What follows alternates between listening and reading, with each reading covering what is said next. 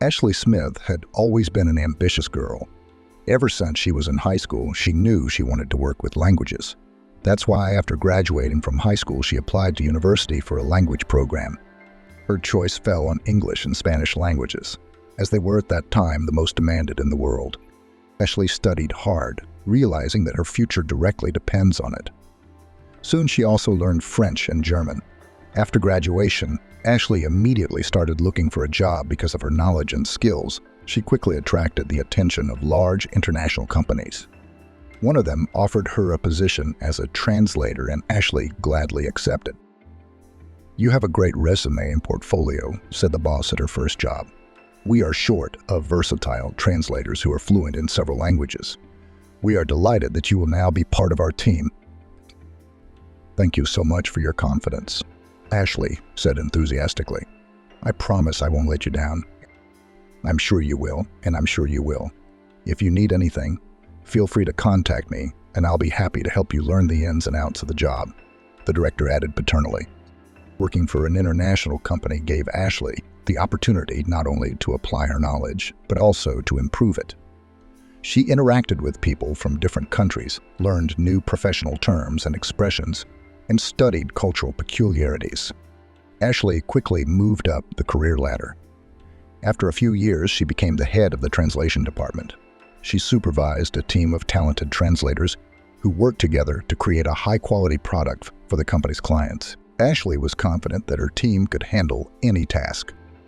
Despite the dizzying success of her career, Smith did not rest on her laurels and was constantly educating herself and improving her skills. She attended seminars and conferences to keep up to date with the latest trends in translation and read books and articles in the foreign languages she knew. Ashley was happy to have found her dream job because she loved what she did and felt that she was doing something important.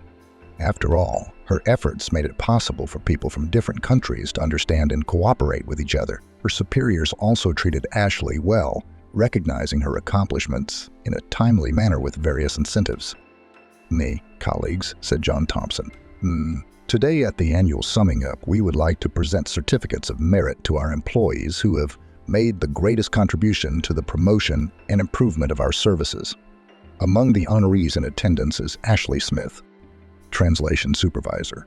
Ashley, congratulations. Please accept this certificate of appreciation and our thanks for your hard work. Of course, there's a bonus to go along with the certificate. "Thank you, John," Ashley replied, accepting the certificate and flowers from her boss. "I really appreciate it. I also want to thank all of my colleagues, including those in my department. It's a credit to all of us." In general, everything in Ashley Smith's life would be good if not for one thing.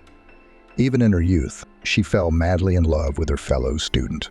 In the 5th year of university, Justin Wilson transferred to their group. He was older than all the other students, but at the same time was characterized by incredible charm and charisma. Girls literally hung around his neck, but he did not give anyone a preference. They fell in love with him, suffered, and he only laughed at it. God, what an attractive guy this new guy is. The girls whispered in almost every class. "What do you think of him?" In the first month after Justin's transfer, he's like the cover of a magazine. You don't meet him on the street. And who would ever have such beauty? Sighed languidly her roommate, sitting next to her in the classroom. "Girls, stop whispering. I can't hear the lecture because of you," whispered the third one. "Oh yeah, what kind of lecture can there be when this miracle of nature is sitting in front of us?" Objected one of the chatterboxes. "What is it about?" Did not understand her classmate, striving with all her might to gain new knowledge. "I'm talking about our Apollo, who came down from Olympus and now studies with us in the same group." Answered the first one. "Are you talking about Justin Wilson? He's so handsome," Olga said with a laugh. "Olga, how many handsome men have you seen in your life? Have you already started to figure out who is worthy of your attention? Look what a connoisseur of beauty we have here." The insulted Katie Smith began to resent her. "Yes, I've seen some of them," Olga smiled slyly. She had something to brag about. Valentina rebuked her. "You asked." "If you didn't want to hear the answer, why did you ask the question?" Olga asked. "But we didn't know you'd start to be frank." That was how Justin Wilson's ordinary student life went on. Girls gave him languid glances and whispered in corners, but he only smirked haughtily as he passed them. One day Ashley caught his eye. She'd been one of the few people who hadn't paid attention to him at first, and that even made Justin a little nervous. How so? Almost everyone likes him, and now he's just being ignored. But in fact, Smith felt sympathy for him too, but she tried hard not to show it. But soon she realized that she could no longer hide her feelings. She was to notice that something unusual was happening to her and decided to find out what was wrong. After a couple classes, he approached Ashley and bluntly asked, "Hi, you're Ashley, right?" "Yes, yes," she replied, embarrassed. "You've been watching me so closely lately. Are you in love or something?" Justin clarified, "What a fool you are," the girl exclaimed, immediately blushing, and ran away to catch her breath and calm her racing heart. At first she was confused, but then she admitted that she was really in love with him. "And if I really do have feelings for you, will you go out with me?" Ashley awkwardly asked, walking up to him again. Justin laughed. "No, I'm not ready for a serious relationship. Besides, people will make fun of us. Think about it. Wilson and Smith are only good for a comedy duo. When I'm old enough for the big stage, we'll travel the country performing together. I can already see the poster headlines. The famous Wilson and Smith are coming to our city. Don't miss your chance to see the world's biggest celebrities." "Justin, I'm serious. You're just trying to make a joke to the public." "Nice. I actually have very real feelings for you. Tell me honestly, do I have even the slightest chance?" Ashley blurted out in one breath. "Not in this lifetime," Justin rudely cut her off. "I'm willing to wait. I'll wait as long as it takes. I don't need anyone but you," she stated firmly. "But not unless you have 9 lives like a cat." Wilson laughed, tossed back his long hair, and walked down the spacious corridor of the Institute past the girls smiling at him. Justin was well aware of his male attractiveness and enjoyed it. He wasn't ready to give it all up, especially not for some silly girl. He wanted to have fun, not build a family. But he'd underestimated Smith. Ashley decided to show her natural tenacity and ability to achieve her goals. She was not going to give up so easily and decided to pursue Justin at any cost. Every day, the girl guarded him near the classroom, followed him around, and did everything possible to attract his attention. Eventually, Justin got sick of it and decided to have a straight talk with her. "Look, Ashley, you may be a nice girl, but you're not my type. I don't love you and I never will. I don't even like you. But you just don't appeal to me, you know. So there's no way. You asked me once about a chance. Well, you don't have a chance. Not even a... Don't follow me anymore. You're a complete bore. You're always getting in my way, keeping me from living my life. Find yourself a more realistic goal. I mean, Mike Jenkins is a good guy. He's your type. You two are going to get along right away. You have my word. I might even help you get close. How about it? How about I put in a good word for you? I don't want Mike or anyone else. Don't you understand that? I will pursue your love and only your love, even if it takes the rest of my life." Ashley interrupted him heatedly. She didn't want to hear it. Seeing the unhealthy glint in her eyes, Justin realized that Ashley wasn't going to give up. Her stalking had turned into a full-blown mania. He couldn't laugh at the fact that it was a real stalking. But in Russia, it wasn't punishable. If the stalker did not commit any other illegal actions, in addition to obsessive behavior, Justin realized that there was only one way out: to leave the university and move to another city. So that's what he did. For a while afterward, he thought he was rid of the obsessive fan forever. But fate ordered otherwise. One day a foreign delegation came to the company where Justin worked, and they were accompanied by a pretty girl translator whose appearance seemed familiar to him. During the negotiations, she didn't let on that she recognized Justin, but when the foreigners were about to leave, she came up to him and said, "Well, hello, Justin, you didn't recognize him. Honestly, I can't remember where we've met before, but I do know that I've seen you before. You don't forget such beauties if you meet them once." Justin smiled his best work smile. "I knew you wouldn't recognize me. I'm Ashley Smith. We went to university together in 5th year, and then you transferred and disappeared out of town," she said disappointedly. Justin was taken aback. In this elegant, stylishly dressed girl, he couldn't recognize his former classmate, whose obsessive attention he'd been unable to fend off for so long and who'd even forced him to run away. Yes, it's me. Have you changed too much? Ashley asked, smiling. It hadn't been that long since we'd last seen each other. I'm sorry, I didn't recognize it. Justin couldn't believe his eyes. It was only now that he realized what an opportunity he'd missed. Hey, Ashley, since it's such a good time, why don't we go out together? We could reminisce about our college days. Your foreigners are leaving right now. I take it you're free for the day, or do you still have to go to work? Yes, I've worked today's event, and I have the rest of the day free so I can have dinner with you, Ashley said with a smile, a little embarrassed, who had been in love with Justin all this time and had never gotten serious with anyone. Justin invited his former classmate to a nearby restaurant. He wanted to impress the girl, but at the same time, he didn't want to spend a lot of money to pay for the dinner.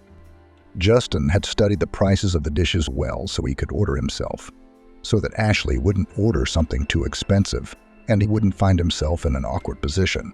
After all, to be greedy on a first date would be the ultimate failure of his campaign to win the lady's heart. Ashley, I know the cuisine here. Trust me, it's not all good, so I'm going to go with what's really good. Do you mind? He asked her when they were seated at their table. No, of course I don't mind. I trust your taste, Ashley replied, flattered. At the time, Ashley didn't realize that Justin cared so much about his wallet and not her stomach. Ashley, while our order is coming, tell me something about yourself. It's been so long. What's your life been like? Where are you working? What's going on the personal front?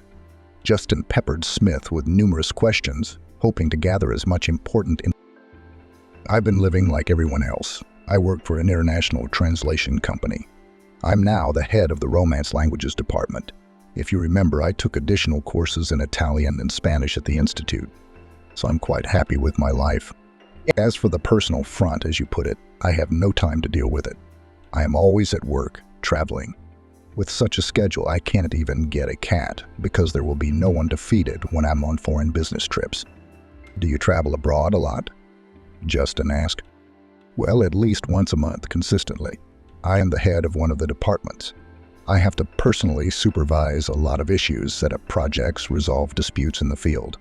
So I have to travel a lot. Thankfully, the company pays for all transportation and related expenses without any problems. We have a very good corporate program.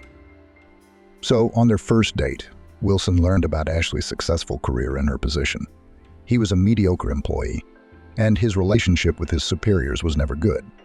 As a result, after 6 months in one place, Justin quit and could not find a job for a long time because he was very picky about working conditions.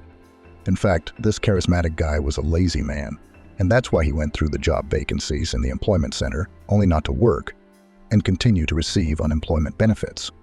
This time Justin decided not to miss his happiness, and after a few months of relationship, proposed Ashley to get married. Wilson saw this marriage as a great opportunity to live off her. But Ashley was blinded by love and did not notice it. Ashley, you made me the happiest man in the world when you agreed to be my wife, Justin cooed the first week of the marriage. I told you I'd wait for you. You see, you were right. Ashley summarized, who had arrived on the wings of love and hadn't paid much attention to the fact that her husband had quit his job. She naively believed that Justin had failed to be appreciated by his boss.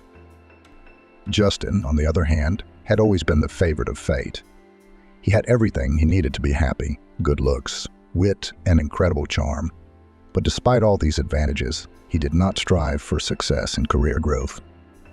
He lived one day like a butterfly, without thinking about the future. Studying at the university was a real torment for him. Justin did not want to waste his time studying subjects that seemed boring and unnecessary to him.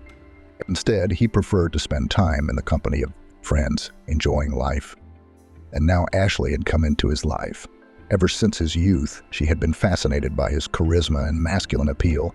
She was willing to do anything for him, and he understood that. He used her feelings to get what he wanted.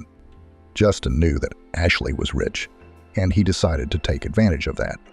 He started living off of her, and he didn't even think for a second that it was wrong. Ashley was blinded by love and didn't realize Justin was using her. Her friends, her parents, and even her lifelong grandmother, whom Ashley loved dearly, tried to open her eyes. But all their attempts crashed against a concrete wall. Ashley was deaf to their pleas. Hi, Ashley. Hi, Emily. So how are you two newlyweds doing? An old friend asked Ashley when we met. Oh, Emily, it's like heaven, said a happy Ashley. And who's paying for this paradise? It wouldn't be you, would it? Emily asked snidely. Emily, don't be silly. What does money have to do with it? We love each other, and that's what matters. We're family now. Today I pay, tomorrow he pays. Yes, but tomorrow never comes. Emily continued to sneer for some reason. You're just jealous of me, Ashley exclaimed, offended. You don't even have a husband. That's why you want me to get rid of mine, so you won't look so pathetic against me. You look pathetic right now when you don't see your husband using you like a walking purse. At this rate, we'll soon get rid of not only the money, but all of our girlfriends. But I won't say another word to you. It costs me more to open his eyes to the true nature of things. Blessed is he who believes. Emily left Ashley alone in the middle of the road to digest what she had heard. Ashley was madly in love with Justin. She realized that she loved him in some unhealthy way, but she couldn't help it. The feeling consumed her completely, and she couldn't think of any. The more her friends tried to open her eyes to Justin's true nature, the more she clung to him like a drowning man to a straw. All attempts to talk sense into Ashley were futile. Her friends told Ashley that Justin wasn't worth her attention, that he was just using her. But Ashley didn't want to listen to them, and eventually stopped talking to them all. For her, Justin was the perfect man, and she could not imagine her life without him. Ashley's parents also tried to talk some sense into their daughter. Daughter, what do you see in Justin? I mean, he's kind of a troublemaker. He's not right for you. You're a smart, beautiful businesswoman. He's not serious and irresponsible, and he's sitting on your neck. Where do you see a woman supporting a man? Karen Smith's mom used to say, these are different times. It doesn't make any difference who earns more, who supports whom. Everything is equal. That's why a woman can help her lover financially. Earning less is one thing, but doing nothing with your legs hanging off your neck is something else entirely, Karen Smith objected. Daughter, it's not too late to break up with him. He'll suck you dry. He'll squeeze you like a lemon, every last drop. You're his cash cow, and he'll milk you as long as he can. And when there's nothing left to milk, he'll run off to find another find. What are you talking about? We just got married.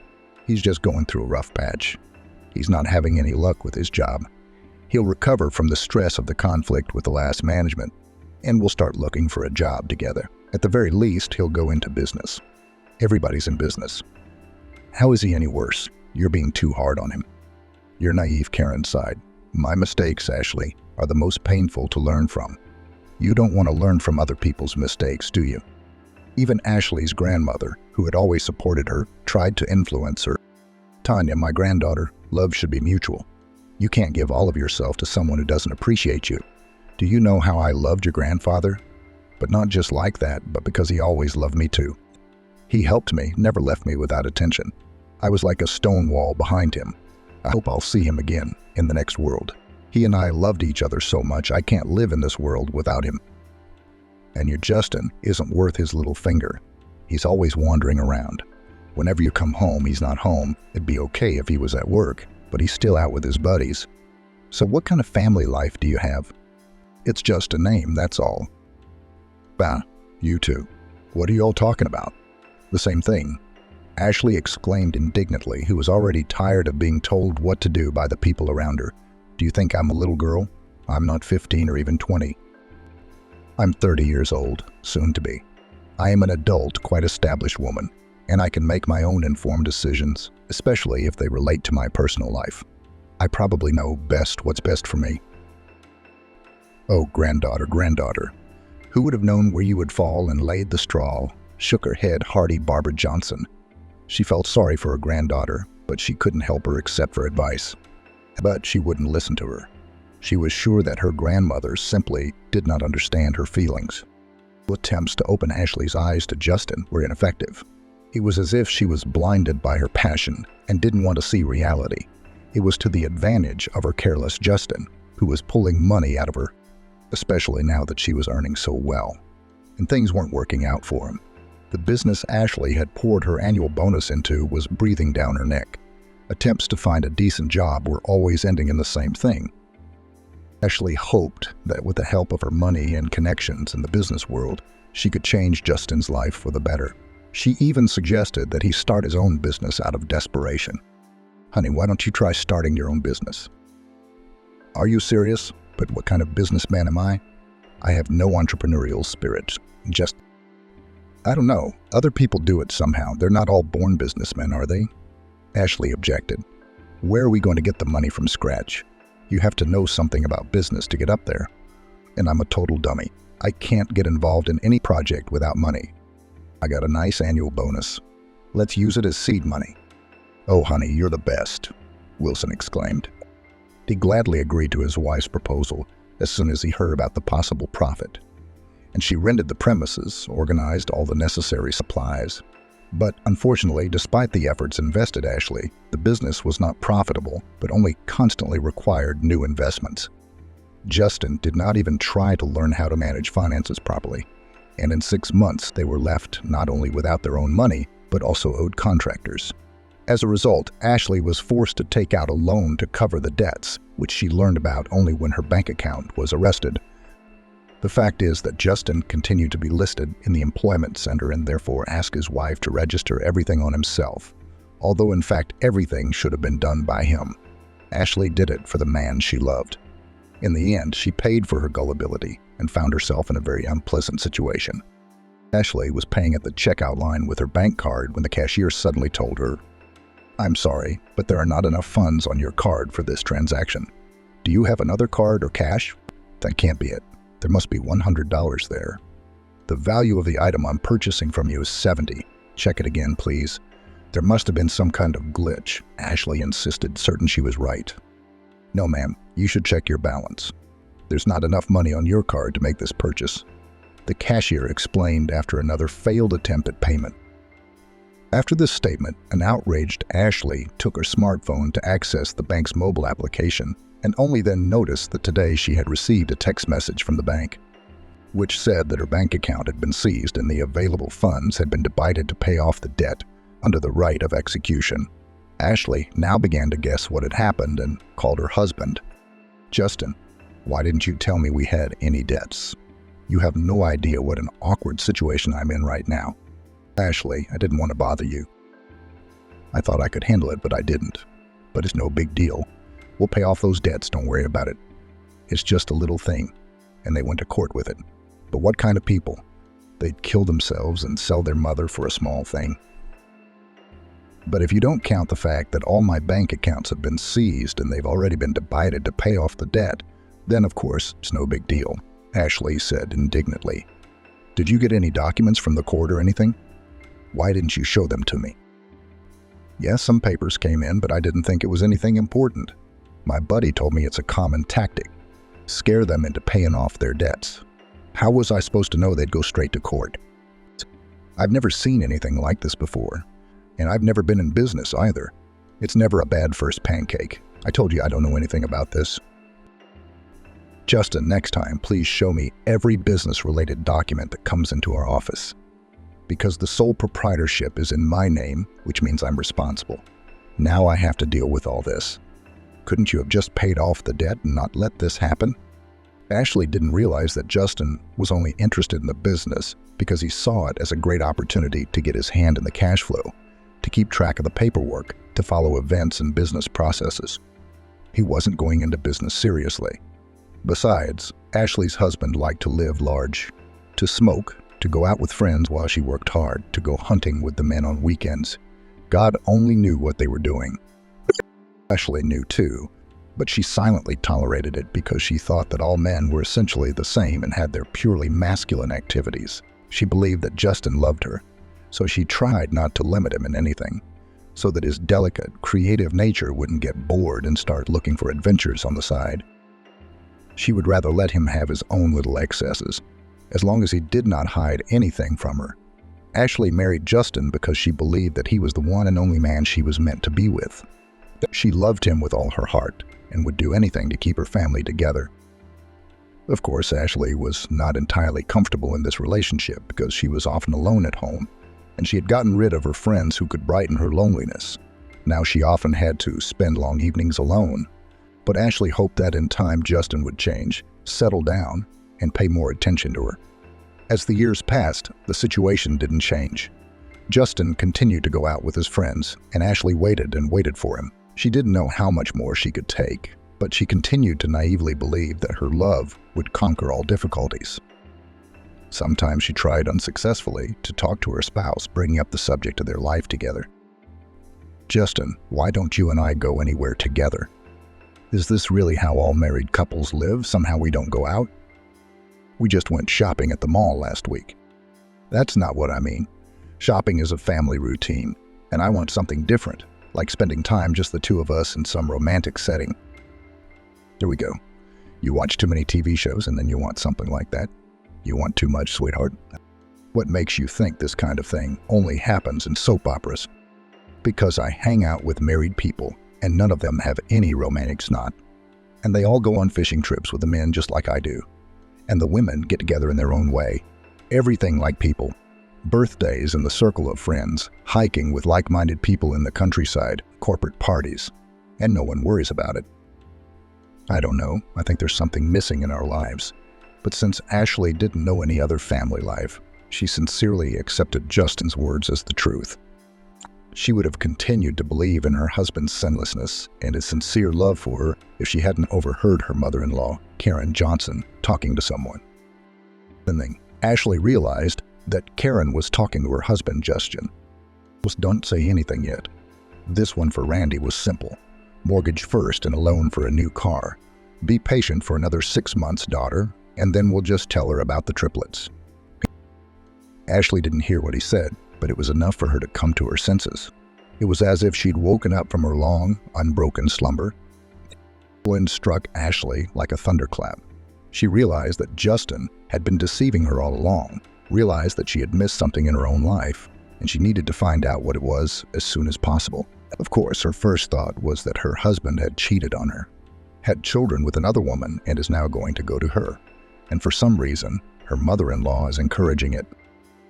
Now Ashley remembered that she had always been unhappy that they hadn't had a baby yet. Karen kept reminding Ashley of that and urging Justin to influence his wife. She'd spoken as if Ashley hadn't been there to hear their conversation. "Justin, you will explain to your wife that you can build a career at any age. But for children, there is only a certain time allotted by nature. If you don't get there in time, that's it, the train's gone. You will then try to jump into the last carriage, running to doctors, as many people do today. Karen, there are many ways to get pregnant at almost any age today." Ashley tried to argue with her. "Yeah, I've heard about IVF. If it were so effective, everyone would be having babies by now and there wouldn't be room for strollers. But I don't see anything like that," my mother-in-law said wryly. That was how Karen Johnson always annoyed Ashley every time they met in person. But was Justin in on it too? It took Ashley a long time to come to her senses, unsure of what to do next. Her heart was broken, and her trust in her husband was shattered for the first time in years. She had always naively believed him to be an honest and decent man, but the words she heard her mother-in-law say made her wonder, was he really planning to deceive her, or maybe he had already cheated and had children with another woman? In desperation, Ashley packed her things and left the house. She went to the office and applied for a transfer to a foreign branch. It had been suggested to her long ago, but she didn't want to move because of her elderly parents, and her husband was trying to build a business, which was now hanging dead weight. Now transferring abroad seemed to Ashley the only way out of the situation. The head of her department was very surprised by such a decision of one of the best employees. "Ashley, you had long refused the offer to work in our foreign branch. Why did you suddenly change your mind? Did something happen to you, John?" "It's personal. Do you mind if I don't tell you why I've made this decision?" "Yes, of course. That's your right. It's just that it's hard to lose good employees all of a sudden. We're going to have to replace you, and that's a problem. You didn't give us any advance notice. Now we have to do everything in a hurry. I realize I've caused you trouble, but believe me, if it weren't for the sudden circumstances, I never would have done it." "I'm sorry about that. I'm not. Humanly, I understand you perfectly well. You have never let me down before, and I willingly believe that you had some kind of emergency that prompted you to take this step. I'm sure things will get better soon. Don't worry." John Thompson tried to cheer Ashley up, seeing that she had no face at all and sensing that something extraordinary had happened. Ashley was very grateful to her boss for his involvement and understanding. She realized that she would have to start over in a new country, but she was prepared for it. She was a strong woman, able to overcome any difficulties. Her parents supported Ashley's decision, realizing that this was really the best option for her. Ashley successfully interviewed and got a job at the overseas branch. She was grateful for the opportunity and looked forward to starting a new chapter of her life. A couple days later, returning from a fishing trip, Justin didn't find his wife at home. At first, he didn't even notice that she had left him. He wrote it off as a normal delay at work. But when it was well past midnight, and his wife hadn't even bothered to tell him she was late, Justin began to suspect something was wrong. He dialed Ashley's number, but the operator told him that the caller wasn't registered on the network. Thinking it was a technical glitch, Justin dialed the number he'd memorized long ago. Nothing changed. Then he looked carefully around the bedroom. His wife's makeup and perfume, which had been there the entire time they'd been together, had disappeared from the dressing table. He looked in the closet and found that Ashley's things were gone as well. Since all his things were still there, he ruled out the theft theory at once. There was only one thing left, and it was the most improbable. For some reason, Ashley had left him. Realizing this, Justin grabbed his head and began to frantically figure out what had caused her to run away. These little flings. It didn't seem like it. Was she bored with him? I don't think so. Then what? In desperation, Justin called his mother because she was the only hope left. Mom, hi. Sorry to call you so late, but it's an emergency. Do you know where Ashley is right now? When was the last time you talked to her? Hello, son. Why couldn't it wait till morning? And why are you asking me where your wife is? You know, it's embarrassing to ask when it's the middle of the night. Mom, I don't need your moralizing right now. Answer the question. When was the last time you and Ashley talked? Well, let's just say I stopped by yesterday to see what she was doing while you were gone. I was just on my way. I did. What did you talk to her about? Did you do anything to offend her? She probably said we don't have kids again. No way. I didn't say anything like that. Just a few words over a cup of tea. That's all we drank. And I went about my business. Mom, this is very important. Can you remember exactly what you talked to her about? Did anything else happen while you were there? Like someone called her at the time or something? Nothing like that. I'm telling you, nothing unusual happened. No one called her. What's the big deal? She left me and went off to some unknown destination. I came back from fishing and her things were gone. I tried to call her, but her phone was either disconnected or she changed her SIM card.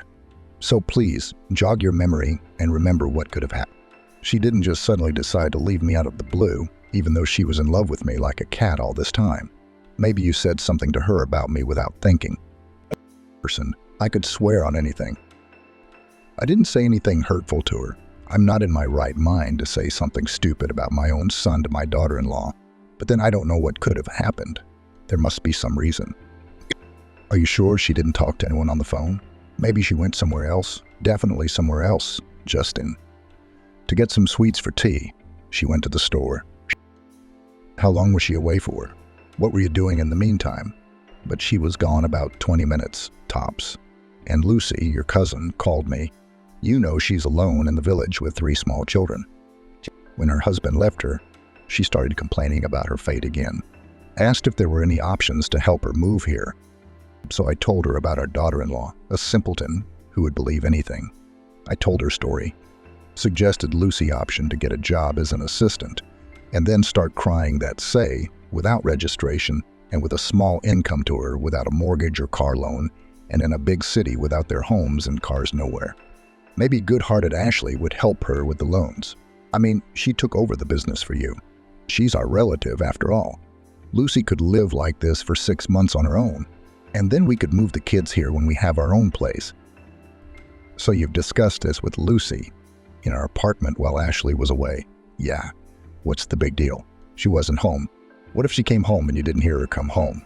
I mean, she could hear part of the conversation and misunderstand it and think it was about me. Do you realize what you've done, Mom? Oh, son, who'd have thought she could have overheard that conversation? You always ruin everything. But couldn't you have stayed home with your silly talk? What am I supposed to do now? Karen Johnson just wanted to help her relative. But she did it in her usual manner, offering to take out a mortgage and car loan on Ashley to provide housing and transportation for the kids. When Justin and his mother realized that Ashley had overheard this conversation, they were shocked. They realized that Ashley had misinterpreted what they had heard and mistaken it for a plan to cheat. Justin barely waited until morning came, sat on the couch through the night thinking about what he should do now, and decided to start with a small job. By the time the workday started, he was already nervously lively outside the building where her company's office was located. Taking the elevator to the correct floor, he went straight to Ashley's office. Not finding his wife there, annoyed, he headed to the director's office. "Hello, John Thompson," Justin began ingratiatingly. "Can I talk to Ashley? I haven't found her at the workplace. Is she off somewhere or hasn't shown up yet?" "Hello," Ashley's supervisor replied thoughtfully. "And Ashley didn't say anything to you?" he asked in surprise. "What was she supposed to tell me? I'm sorry. I got back from fishing yesterday. I hadn't been home for a few days. Came back and Ashley was gone. Came straight here this morning. I couldn't find her here either. I tried calling her. The operator says the number's not registered on the network. I can't figure it out. Maybe you can explain to me what happened." Justin mumbled curtly in a confused voice. "The thing is, Ashley applied for a transfer to one of our overseas branches. Her transfer was approved, and she flew out to her destination last night. Some kind of transfer, an overseas branch. So Ashley went to work overseas and didn't tell me anything." "It appears so," replied the somewhat embarrassed director. "And where did she transfer to? Will you please tell me where this overseas office is located? John Thompson, this is a matter of life and death. Our family is at stake, and right now her fate is in your hands. But I suppose if Ashley did not inform you of her transfer and departure, there must have been some reason for it. However, I don't really want to be responsible for your family's safety, so I won't get in your way. Handle your own family issues. Ashley is now listed as the Italian branch. The office is located in Rome at Via Condotti 20. The closest metro station is Spain on the line. John Thompson, I will be grateful to you for the rest of my life. You have no idea what you've done for me now," Justin said, but he didn't let him. 5 minutes later, Justin left the office. After he left, John Thompson was left with a bad feeling. The man gave a bad impression, as if he had touched earthworms. Justin Wilson had a passport and a multi-entry Schengen visa. However, the health insurance from his last trip was expired. Therefore, it was necessary to visit the office or website of the insurance company. After that, it was only necessary to buy a ticket for the nearest flight. After arranging the insurance and ordering tickets at the online ticket office for tomorrow's flight, Justin went home to pack his things. On the way, he decided to call his mother again. "Mom, I found out where Ashley went." "Where did that ingrate go? Probably back to her parents' house. Where else would she go?" "Oh, you're guessing wrong. She went overseas. Apparently, she made a transfer to the Italian branch of her company and flew there yesterday." "Just like Lucy. What kind of wife is she if she didn't even let you know? But if she thought you were cheating on her and you had children with another woman, it makes sense. She wouldn't act like that out of nowhere. It's too atypical for her. Is that right? I can't believe I had the nerve to suggest something so stupid to Lucy at that moment. I just said it to be supportive of Lucy. She was getting a little down in the dumps in her village, and Ashley had to come back at that moment. I'm sorry, son. I got you all mixed up again. You don't fight when you fight. You can't catch a word that flies out of your mouth. Now I have to go to Italy right away to save my family. I won't be here anytime soon. I'm taking the morning flight. I've got the paperwork. I've got the tickets. I just need to pack my bags." "Justin, give Ashley a break. Aren't there enough other women in the world? She's not pretty. There's a million of them. You're going to be running around the world looking for one skirt. Don't give a damn about her. I'll find you such a bride. You'll be amazed." "Mom, do you think I've lived with her this long because of her looks? You can't drink water off her face. But not every woman would want to provide for me financially. Ashley was fine with it. If I lose this money bag now, I don't know when I'll be able to find another one. What am I supposed to do? Go back to work? No thanks. I'm not used to work. So it's all right. I'll run after my wife for a while, let her see how worried I am about her leaving.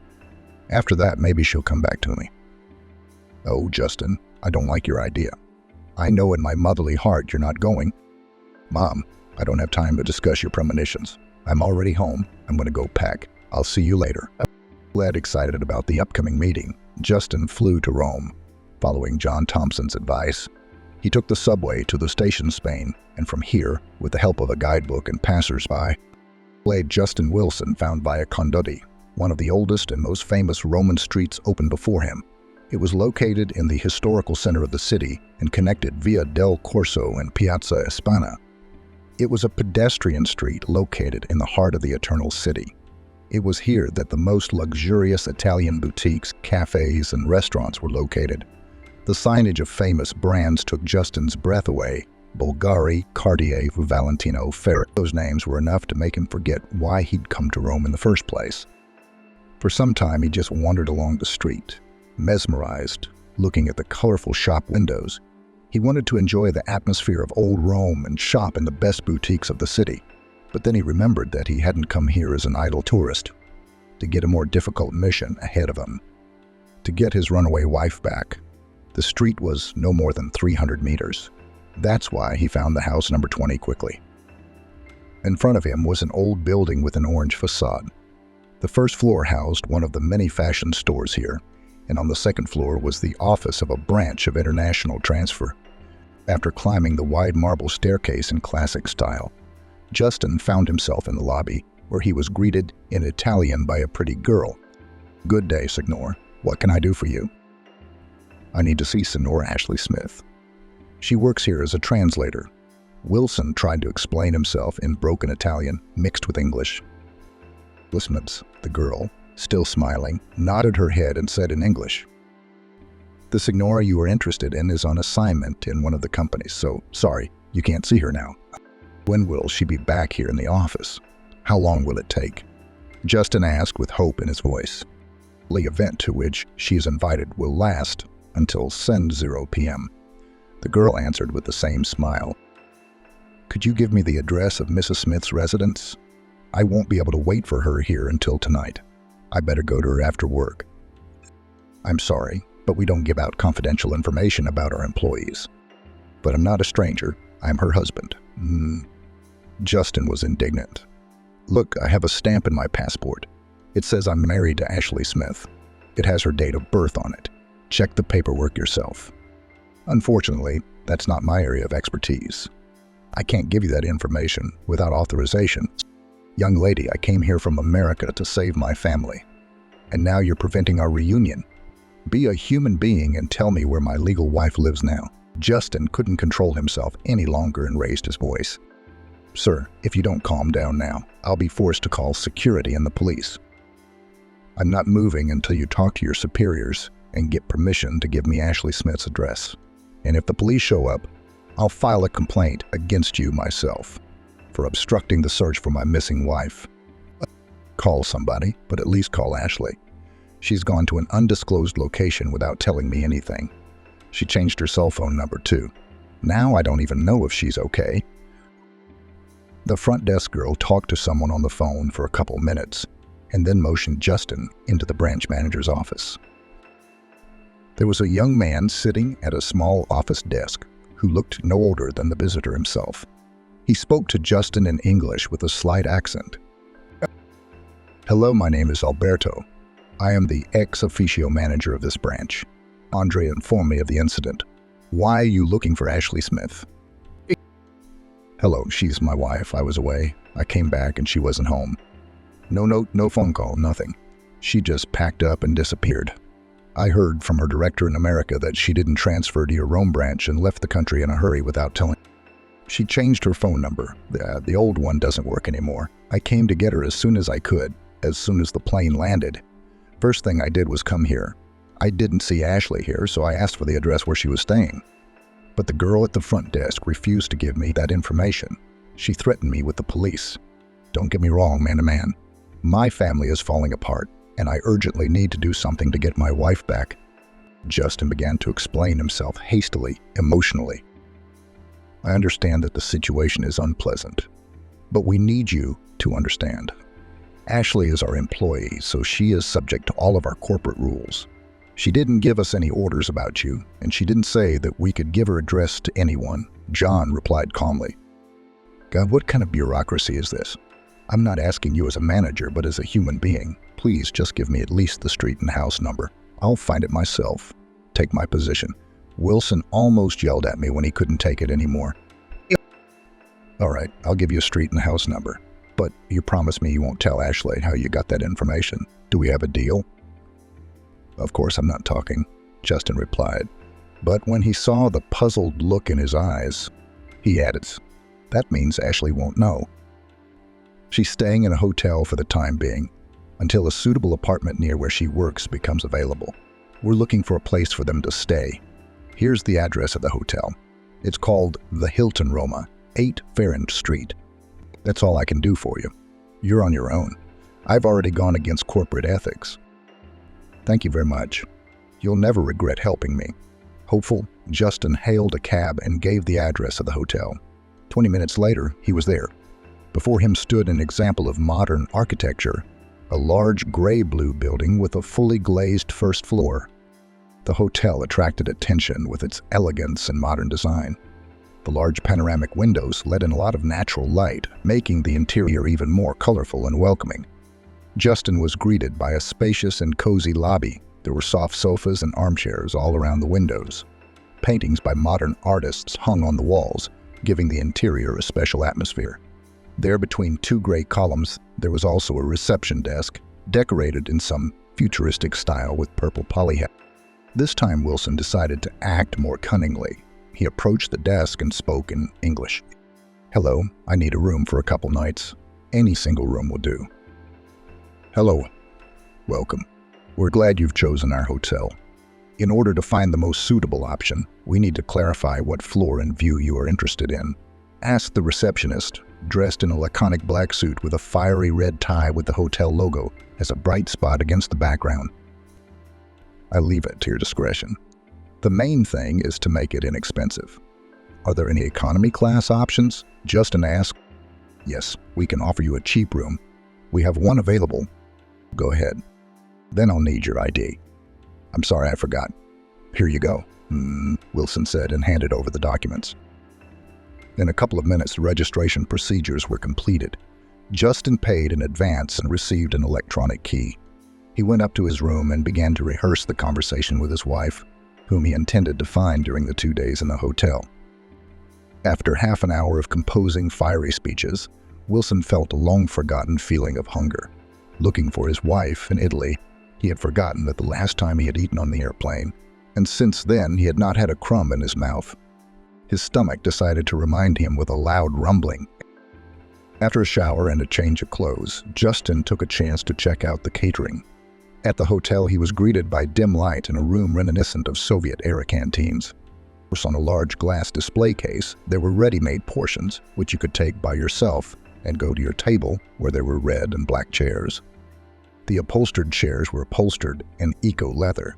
Justin looked at the poor selection and realized that tomorrow he would have to eat somewhere outside the hotel. He took the portion he was entitled to and looked around the dining room for a table. Suddenly, as he ran his eyes from table to table, he noticed a familiar profile.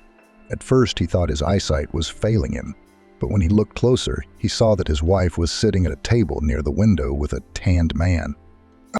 Except that instead of the usual Ashley in her former image, he saw an elegantly dressed, beautiful woman smiling coquettishly at the man sitting across from her. And the man was obviously attracted to Ashley, too, because he was spreading his feathers like a peacock. Justin walked over to the table where his wife was sitting. Hello? Excuse me? Am I disturbing you? Barely containing his emotions, squeezing out every word through his teeth, he asked in English to those sitting at the table. Excuse me, but you can't see that my companion and I are having dinner. We are having a private meeting, so your presence here is not necessary. There are still tables available, the tanned brunette who was accompanying Ashley replied, showing with his look and tone that the conversation was over. Ashley, why don't you introduce me to your date, or should I do it myself? Justin asked with a gloating grin, barely restraining the urge to throw a tray in the foreigner's face. Michael, let me introduce this man to you. This is my husband, Justin Wilson. He and I are currently divorcing, so I don't know what he's doing here. probably came to see the sights. Ashley introduced her spouse without confusion. Justin, and this is Michael Jackson, an up-and-coming sculptor and architect. He and I met while working on a project. But actually, I haven't had to explain anything to you in a long time. But so be it. I'll do you this favor this time. I'm sorry, Ashley. I didn't realize you were married. Michael spoke in embarrassment. I should probably leave you two alone then, since I'm superfluous here now. No, Michael, who's superfluous here? Well, it's Mr. Wilson, who no one invited here, nor to this table. But don't worry, Justin was just leaving. He just came over to say hello, saw his fellow countrymen in a foreign land and was happy. Poor thing, isn't she? Mr. Wilson, you were going somewhere. Please go your own way and don't bother us. Ashley's eyes burned with such anger that Justin felt as if she were going to burn a hole in him with just a glance. Not wanting to cause another public scandal, Justin sat down at a nearby table and stared at his wife and her companion in silence. He didn't think about food. He couldn't think about food now. Ashley seemed oblivious to his presence. She was chatting sweetly with her beau, laughing loudly at his jokes and flirting with him right in front of her angry husband. Justin never would have thought that seeing your wife flirting with another man would be a very unpleasant sight. Even though Wilson had no great love for Ashley, the sense of ownership that someone else was encroaching on had gotten the better of him. He wanted to sink his teeth into the cocky man's throat. Now, Justin had a pretty good idea of how animals felt when they fought over a female's attention. But what would change if he cleared that smug face to this type now? Would Ashley come back to him, or would she hate him utterly and completely? And Justin realized that a favorable outcome was unlikely. But he couldn't avoid an international scandal. He was sure that Michael would go straight to the police to record the beatings and write a report, even if the hotel staff did not call the police themselves. No, he couldn't get his wife back that way. Justin decided to surprise Ashley. He simply left the cafe without touching his food and went back up to his room. He opened the minibar and spent the rest of the evening drowning his sadness in wine and other alcoholic contents of the bottle. The next morning, Wilson woke up with a terrible headache. His throat was dry. His head was buzzing, and there was a foul taste of metal in his mouth. It seemed his liver wasn't going to thank him for last night's bender, and his head was already signaling that he'd had too much to drink. Opening the minibar, Justin realized he'd emptied it completely. The bottles scattered everywhere testified that the party had been a success. Wilson took a shower, tried to clean himself up, and went to find a cab so he could go back to Ashley's work. When he arrived, he found the familiar building he'd been in yesterday. There was another girl standing at the front desk at the entrance to the lobby. There was another girl next to her, and they were having a lively discussion. Justin didn't speak Italian well, but he understood enough so the meaning of many phrases reached him. It was not for nothing that he had studied at the Institute of Foreign Languages. The girls were discussing the office romance between Ashley's new employee and a popular local sculptor that all the women in the neighborhood were crazy about. No way. And who told you about it? Marissa, exclaimed one of the girls. Emily, replied the other. And how did she know? Did Emily become friends with this Ashley girl? She was told by a friend who works at the hotel, Lucy. She knows Emily is crazy about this sexy sculptor. So she took a picture of him in the hotel cafe and sent it to Emily via messenger. And Ashley was in the picture. Then Emily immediately called her friend back to get more details. She told her that the sculptor had spent the night in the room with Ashley. Oh my God, poor Emily. She's had a crush on him for years. That's how it is. You've been pining away in silence, watching from afar, sighing furtively. And some foreigner comes and gets everything at once. Life is unfair, the girl sighed sadly. Exactly, her colleague echoed in a sad voice. Justin's hair stood on end. He doubted that there was another Russian woman in the branch, Ashley, who had recently arrived in Rome and was having an affair with a sculptor. The realization of the disaster, his personal tragedy, had come too late. He should have left yesterday because there was nothing left to catch. Justin didn't even talk to his wife again. He realized that he had lost her irrevocably. He had lost her a long time ago when he hadn't appreciated her, hadn't cared for her, hadn't watered this rare flower on time, hadn't removed the weeds that blocked the light. But another gardener came, and in his skillful hands the flower came to life, becoming unrecognizable. It turned out that beneath the dry leaves, there was an amazing beauty that would now be a delight to other people's eyes. Justin returned to America on the first flight. In the evening, he sat in a dark room, staring at one point, not wanting to see anyone or call even his mother. Suddenly, the silence was cut through by a cell phone ringing from an unfamiliar number. Barely pressing the button, Wilson took the call. Ashley was on the other end. "Hello, Justin. I know you're already in America. I'm calling to tell you I'm not coming back. John proposed to me, and I accepted. But first, we need a divorce. I'll file for divorce through a lawyer, since we have no children and we don't divide property.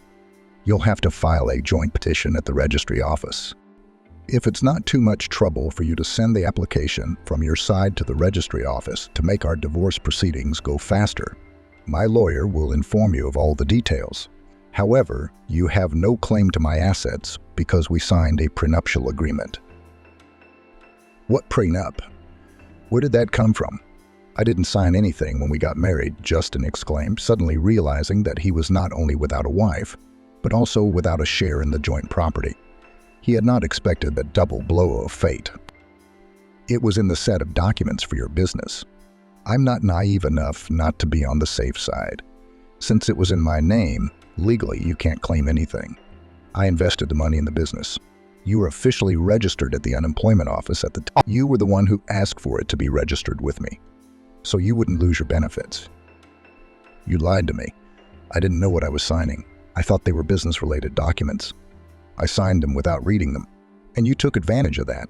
Who would have thought you'd be so thoughtful and pretend for so long?" Pierce yelled into the phone. "If you want to argue about it, be my guest, I don't mind. But let's get a divorce first, and then we'll divide the property." Ashley replied, frustrated. "You're not going to get a divorce from me if you're going to rip me off."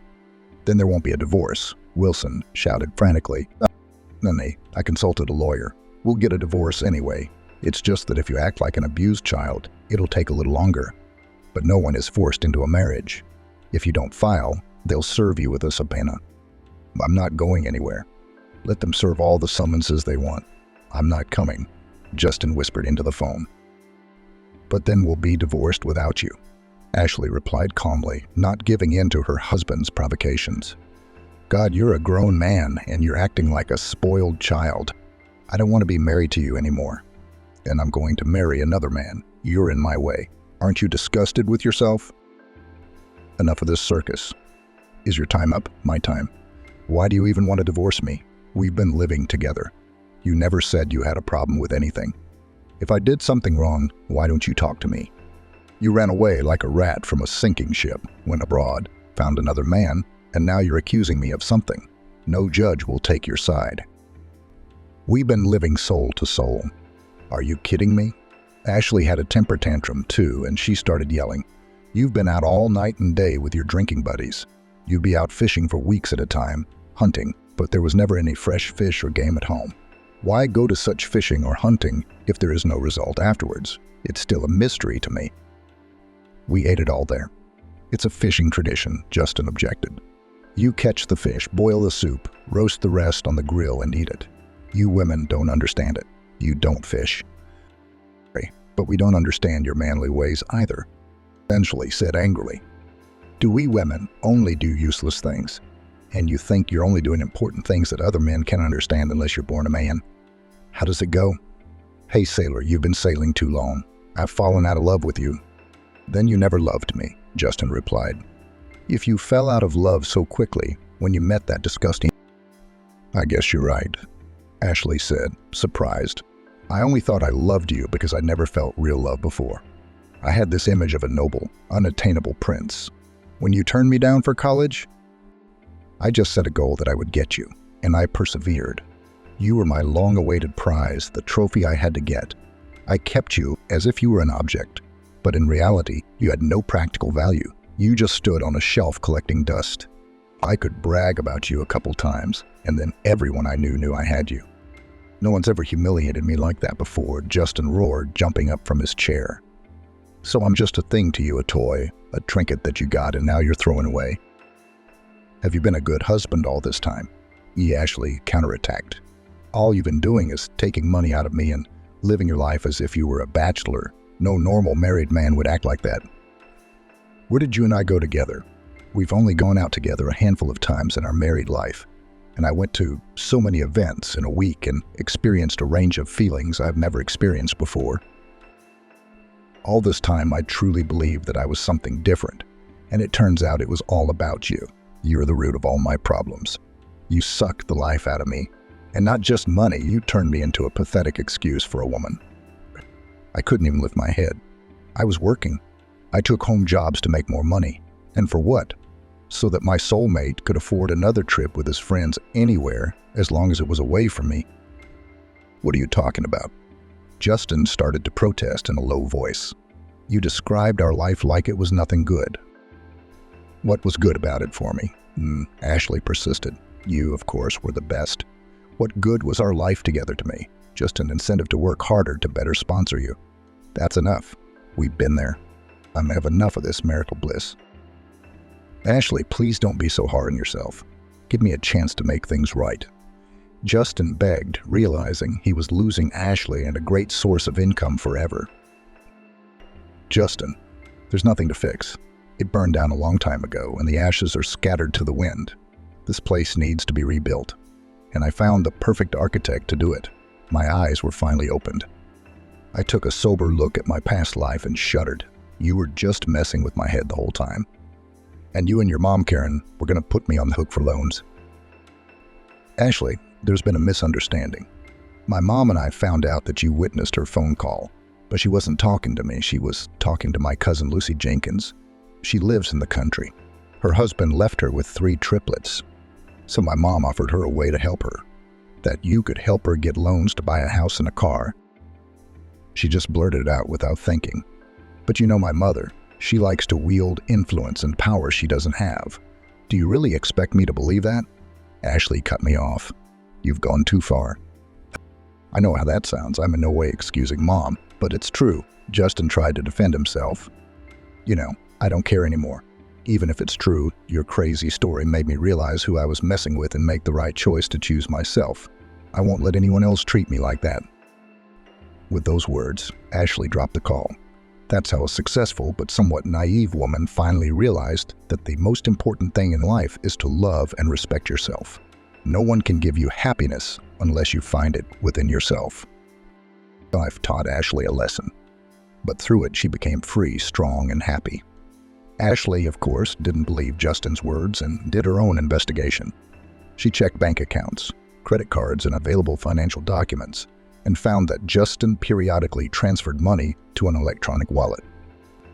So for the period of marriage, he managed to accumulate a good amount of money, which should be enough for him to sit at home for a while and lick his wounds. And then he can do whatever he wants, including finding himself a new fool who will look him in the mouth and believe that he will someday be able to love her for real. A mother with many children bought a house in the countryside with her last money and decided to dismantle the stove. Annie took one more look around her parents' apartment and her miserable belongings. What had she prepared for the journey? In the kitchen, the twins, her 2 favorite sweet couples, Megan and Amelie, were finishing their tea and gnawing on 1 bagel for 2. Sweet tooths, Tommy, Christian Annie said. Another equally ruddy bagel and a bowl of apricot jam stood on the table. A car was due to pick them up in half an hour. There was still time to see if everything was packed for the long journey to her new life, which she did not know how it would turn out.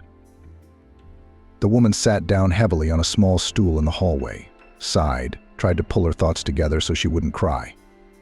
Not to win snot on her fist. She didn't like weaklings. And here you're going to go. She wanted to sob in her voice to the bone. 30 years down the drain. Childhood, youth, father and mother, her late husband. Did it all happen within the walls of this house? The apartment was dejectedly silent. Only on the landing the old elevator farted like an owl, whether it was taking someone up or taking them down. Annie would never have sold her parents' inheritance if it hadn't been for fateful circumstances. Everything in life must be paid for, including insanely passionate love. That's fate, and billed her now at the full rate. Their home in a quiet neighborhood on the outskirts of Los Angeles got Annie's parents honorably after hard work at the candy factory. The girl's father was an adjuster of production lines.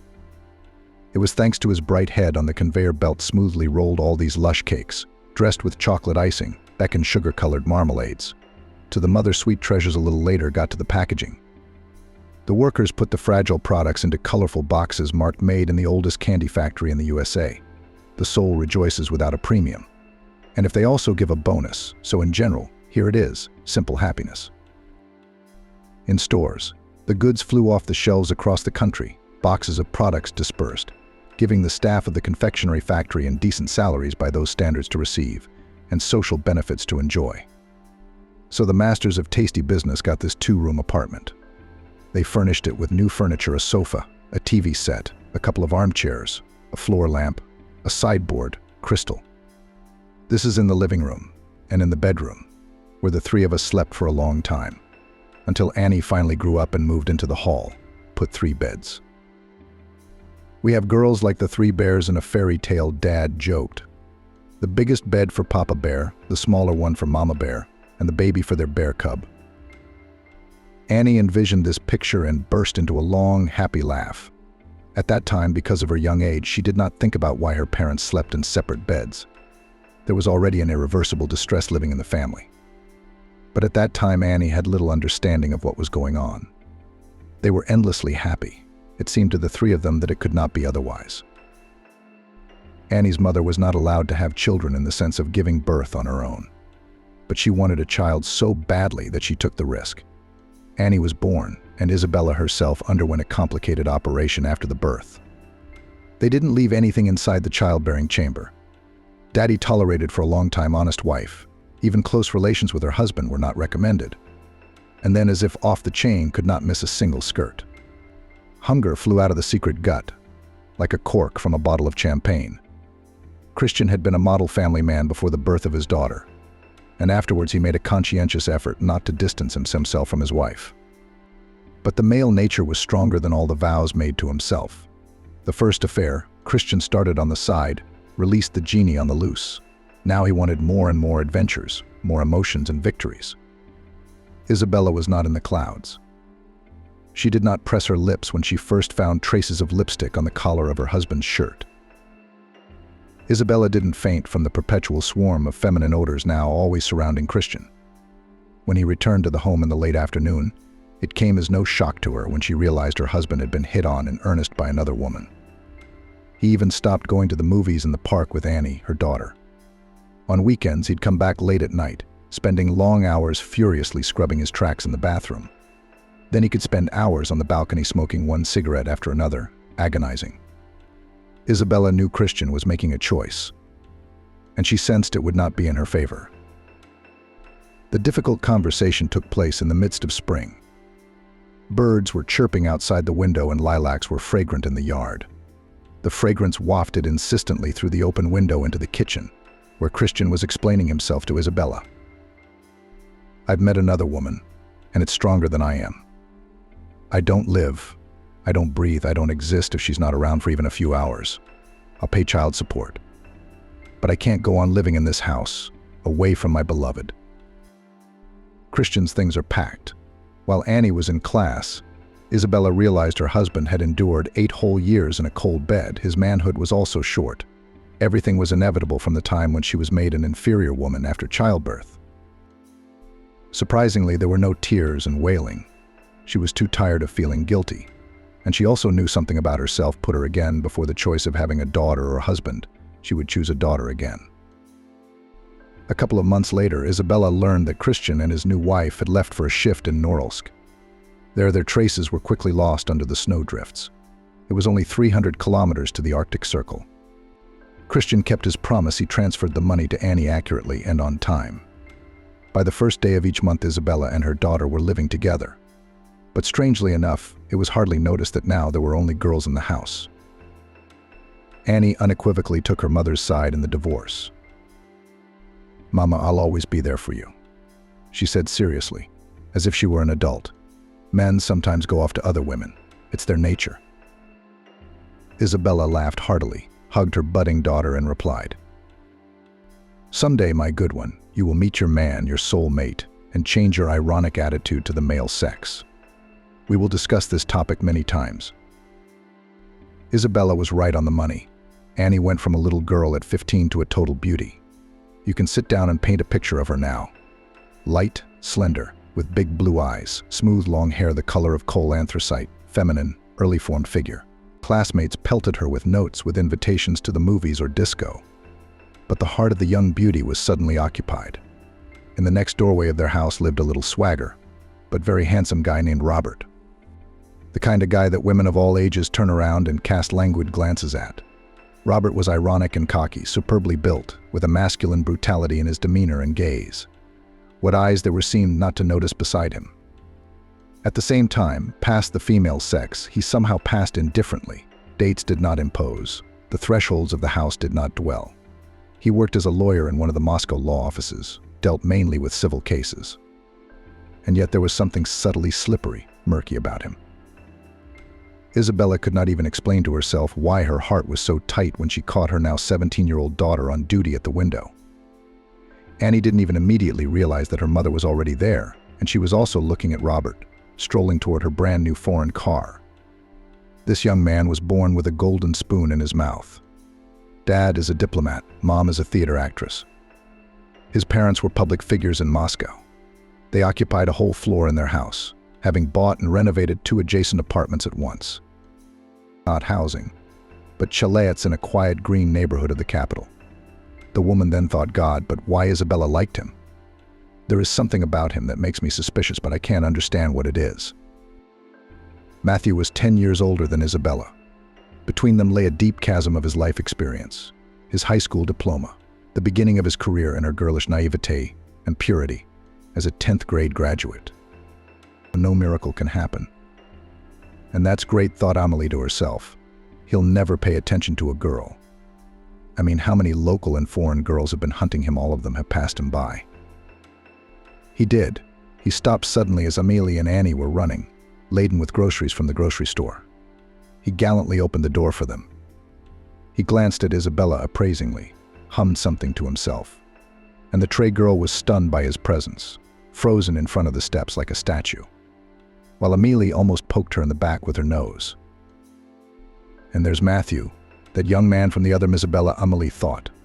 Not his type. He'll break her heart. You won't know what hit you. Her daughter was embarrassed, but came to her senses quickly. I love him, Mom. I love him so much that I won't even listen to you this time. If he calls me to follow him anywhere, I'll go. I won't hesitate. These seconds are my choice. You'll have to accept that. A true daughter of her father, Amelie thought immediately. He, too, had fallen madly in love and refused to compromise. At least my inexperienced girl did not get into some unpleasant story with her unearthly love.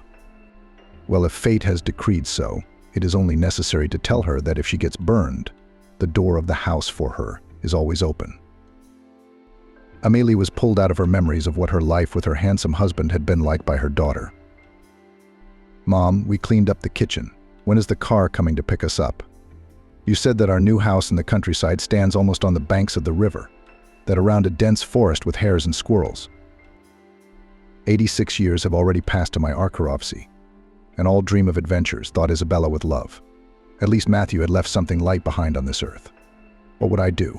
How would I live if I didn't have my magnificent foursome? Isabella stroked the curly heads of her older sons, tightened the colored rubber bands on the girls' ponytails, brushed the stockings of the girls with the little comb she always carried in all her pockets. Forward, my young princesses and knights. Great things await us, she said. The minibus she had hired was puffing away in the driveway. She looked back at the home she had lived in for 35 years and stepped boldly onto the step. Today closed a large and poignant page of her life. By evening, they would be in place in their newly purchased home 300 kilometers from Miami. Isabella had sold off all the furniture and utensils, rightly deciding that if she was starting her life from scratch, in a new place, let everything around her also be different, still unexplored. The old apartment all reminded her of the former failures and joys that had also been. And to anger God that she had not had many very happy days in her life, she would not. It would be quite unfair to fate evil. Presents in the form of bright universes of celestial life did send her. Isabella leaned back gracefully on the soft, comfortable back of the seat in the minibus, and again indulging in memories, The twins chattered about something of their own in the back. For a while, she even forgot about the tragic events of the last 2 years and went back there, far away, to their amazing romance with Matthew. The first guy in their yard was waiting for her at the driveway the very next day, twirling his car keys on his finger and smiling his unimaginable smile. It was for her, Isabella. As she walked away from the driveway, he rushed to the back seat and pulled out a luxurious bouquet of delicate maroon roses with some beautiful pink veins. "Your name is Isabella, isn't it, neighbor girl?"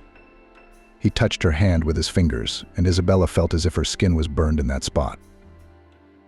"Isa. Bella," the girl answered, stammering. "And you are?" She asked this stupid question, realizing perfectly well that he knew that she knew his name. Matthew smiled his charming smile once more and suddenly proposed. "How about I show you my town? The one I'm crazy about. The one I know so well. The one that every other Miami resident sometimes never gets to visit in a lifetime." Isabella swallowed her saliva and answered guiltily. "There's no way I can do that right now. I'm going to school for a physics tutorial. We have a final exam in a week." Matthew didn't raise an eyebrow, slipped the impossibly beautiful roses into her hands and replied, "Then we'll postpone our date until after your final exams." He jumped into the front seat, deftly squeezing himself between the steering wheel and the back of the car seat. The engine rumbled softly like a contented March cat, and the car disappeared in a flash. Only Isabella remained standing in the yard, agonizingly trying to make a decision to go to the consultation directly with a gorgeous bouquet of roses and be on time, or to return home and put the bouquet in the most expensive vase of sec crystal, but be late. In an argument with myself, the third solution was chosen. Her face was burning like a fire from the surge of impressions and emotions. It was unthinkable to show up at school like this, and there was no one at home right now. Having decided that she would ask her friend about the questions and answers discussed with the teacher at school, Isabella rushed home and spent almost 2 hours alone admiring her first flowers from a man. Then there were so many more dizzying things to come. Matthew did not like to walk around the city on foot, but he drove her around Miami endless times. His behavior was impeccable. He never allowed anything but a light touch of his lips to hers after a farewell meeting. Even when Isabella was sent from the confectionery factory to a sanatorium on a discounted voucher, Matthew did not ask for a visit. So passed their chase meetings until Isabella's 18th birthday. After graduating from high school, Isabella was absorbed by the unexpectedly fell on her first love. With the choice of university, she did not particularly wise went to the University of Miami at the Faculty of Philology. She did not like exact sciences very much, but she loved to read books, all in a row. She thought that the profession of a teacher of literature sounds decent and cultural. And the prestige, what about prestige? She didn't want to be an astronaut, or a mall manager, or a TV hostess. She was fine with that. Matthew was a little ironic about her choice, but then he made a joke. "Why are you going to teach our children? Writing essays, speaking nicely, and social behavior are already bred, in a sense." When Isabella heard our children, she opened her eyes wide, and then for the first time she couldn't help herself and threw herself around Matthew's neck. "Do you understand what you just said? You said I would teach our children. Was that a joke? Tell me, Matthew, you were joking." The man indulgently put his arm around her and stroked her shoulders. He looked into her eyes, and then he kissed her lips with a long kiss. How long had she waited for this moment? How long had she dreamed of her first adult kiss? And yet she wasn't ready for it. The ground fell away from under her feet, the sky fell to the ground, or was it just her imagination? At that moment, Isabella realized that this man was her personal god, her lord, her master. She would follow him into fire and water. Future events were predetermined. Studying at the university, Isabella suddenly came to her liking. The group gathered soulful, as usual at the women's faculty, long heated arguments about the next classic literary masterpiece, seminars in English, where she learned the basics of literacy. Sometimes Matthew would meet her after class and they would go on exciting trips around the state. During the school year, they visited Key West, Sanibel, Mount Dora. One day they wandered around the Everglades all day and then had a picnic with sandwiches right by the lake. Matthew seemed to Isabella a sophisticated aesthete, immersing her in a world of sweet dreams. A man without flaws, a knight from the old books, pleasing his lady in every possible way. Sometimes he suddenly disappeared for a few days and came back happy, said that there was a business trip, all adrenaline. But it only gave him vigor and strength. After the first year, when Isabella's session was over, Matthew took an envelope out of the glove compartment. "Baby, I've got a surprise for you. A trip for two to Venice. You wouldn't mind keeping me company in this exquisite land of canals, would you?" While Isabella ran to get her passport photo taken, she and Matthew applied for a Schengen visa. He himself had had a multi-visa for a long time. Annie looked disapprovingly at the whole thing. "It's no use," Isabella whispered in her mother's ear. "I love him to bits. There is no such thing as so much happiness." In Italy, Isabella was immediately dumbfounded by the beauty. She held Matthew's hand like a mesmerized woman and jumped frightened when dark-skinned people tried to sell Isabella souvenirs and some handbags to passers-by. And St.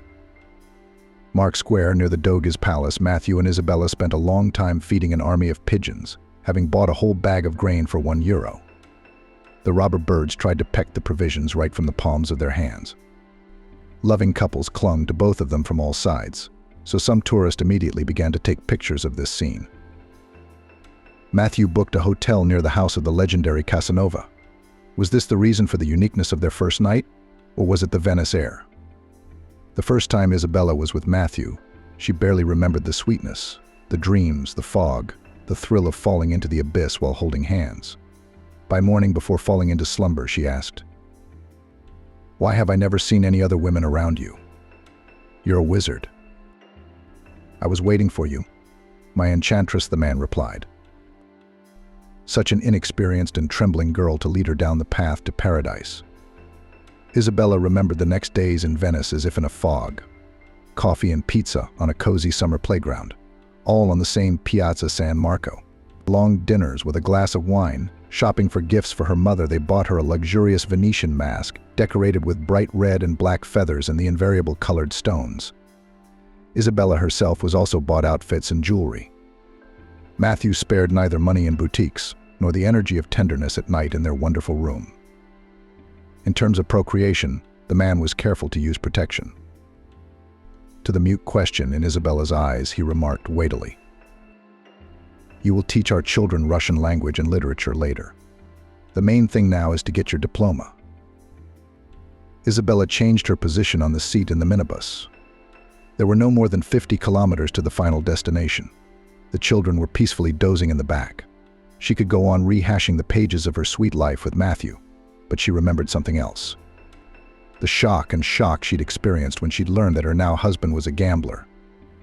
At Matthew's parents' wedding, in the midst of the raucous party, it seemed to Isabella that everyone kept looking at her strangely. The essence of these looks she realized later, after a frank conversation with her mother-in-law. "You don't know yourself, child, what kind of story our Matthew has gotten into with this unearthly love of yours. He's sick. A mad gambler. Like every gambler, he's had his downs and ups. Big winnings alternated with temporary cash fiascos. In parallel, he began studying at the Law Academy, which, contrary to his passion, graduated with a red diploma. Neither the heat of his addiction cooled down, nor did the career that began later, quite successful for a young specialist." Annie breathed a sigh of relief. "And only after he met you. They could not believe their eyes you were able to conquer the heart of our impregnable fortress in male form. In 1929, when all such establishments were noisily shut down, Matthew seemed to breathe a sigh of relief. And then he began to go on imaginary business trips to those unfortunate zones in Las Vegas, Atlantic City, and Monaco. He flew there infrequently, came back inspired, but he was increasingly unlucky. One day, my husband Christian discovered that expensive things were disappearing from the house. I was missing some diamond and emerald jewelry from my jewelry box. Christian's conversation with Matthew was stern. His father gave him an ultimatum: either he ends his gambling dalliances or moves out of the house. That's when Matthew announced to us that he was getting married immediately and would live with his wife. Isabella could not believe her ears. All this story, told by the new mother-in-law, could not be true. There was no way her idol, her husband, her Matthew, could be a gambler. They've been together for years. Except for the occasional business trips, from which he returned enthusiastic, there was no hint of this madness in him. After the wedding, the newlyweds did live with the bride's mother.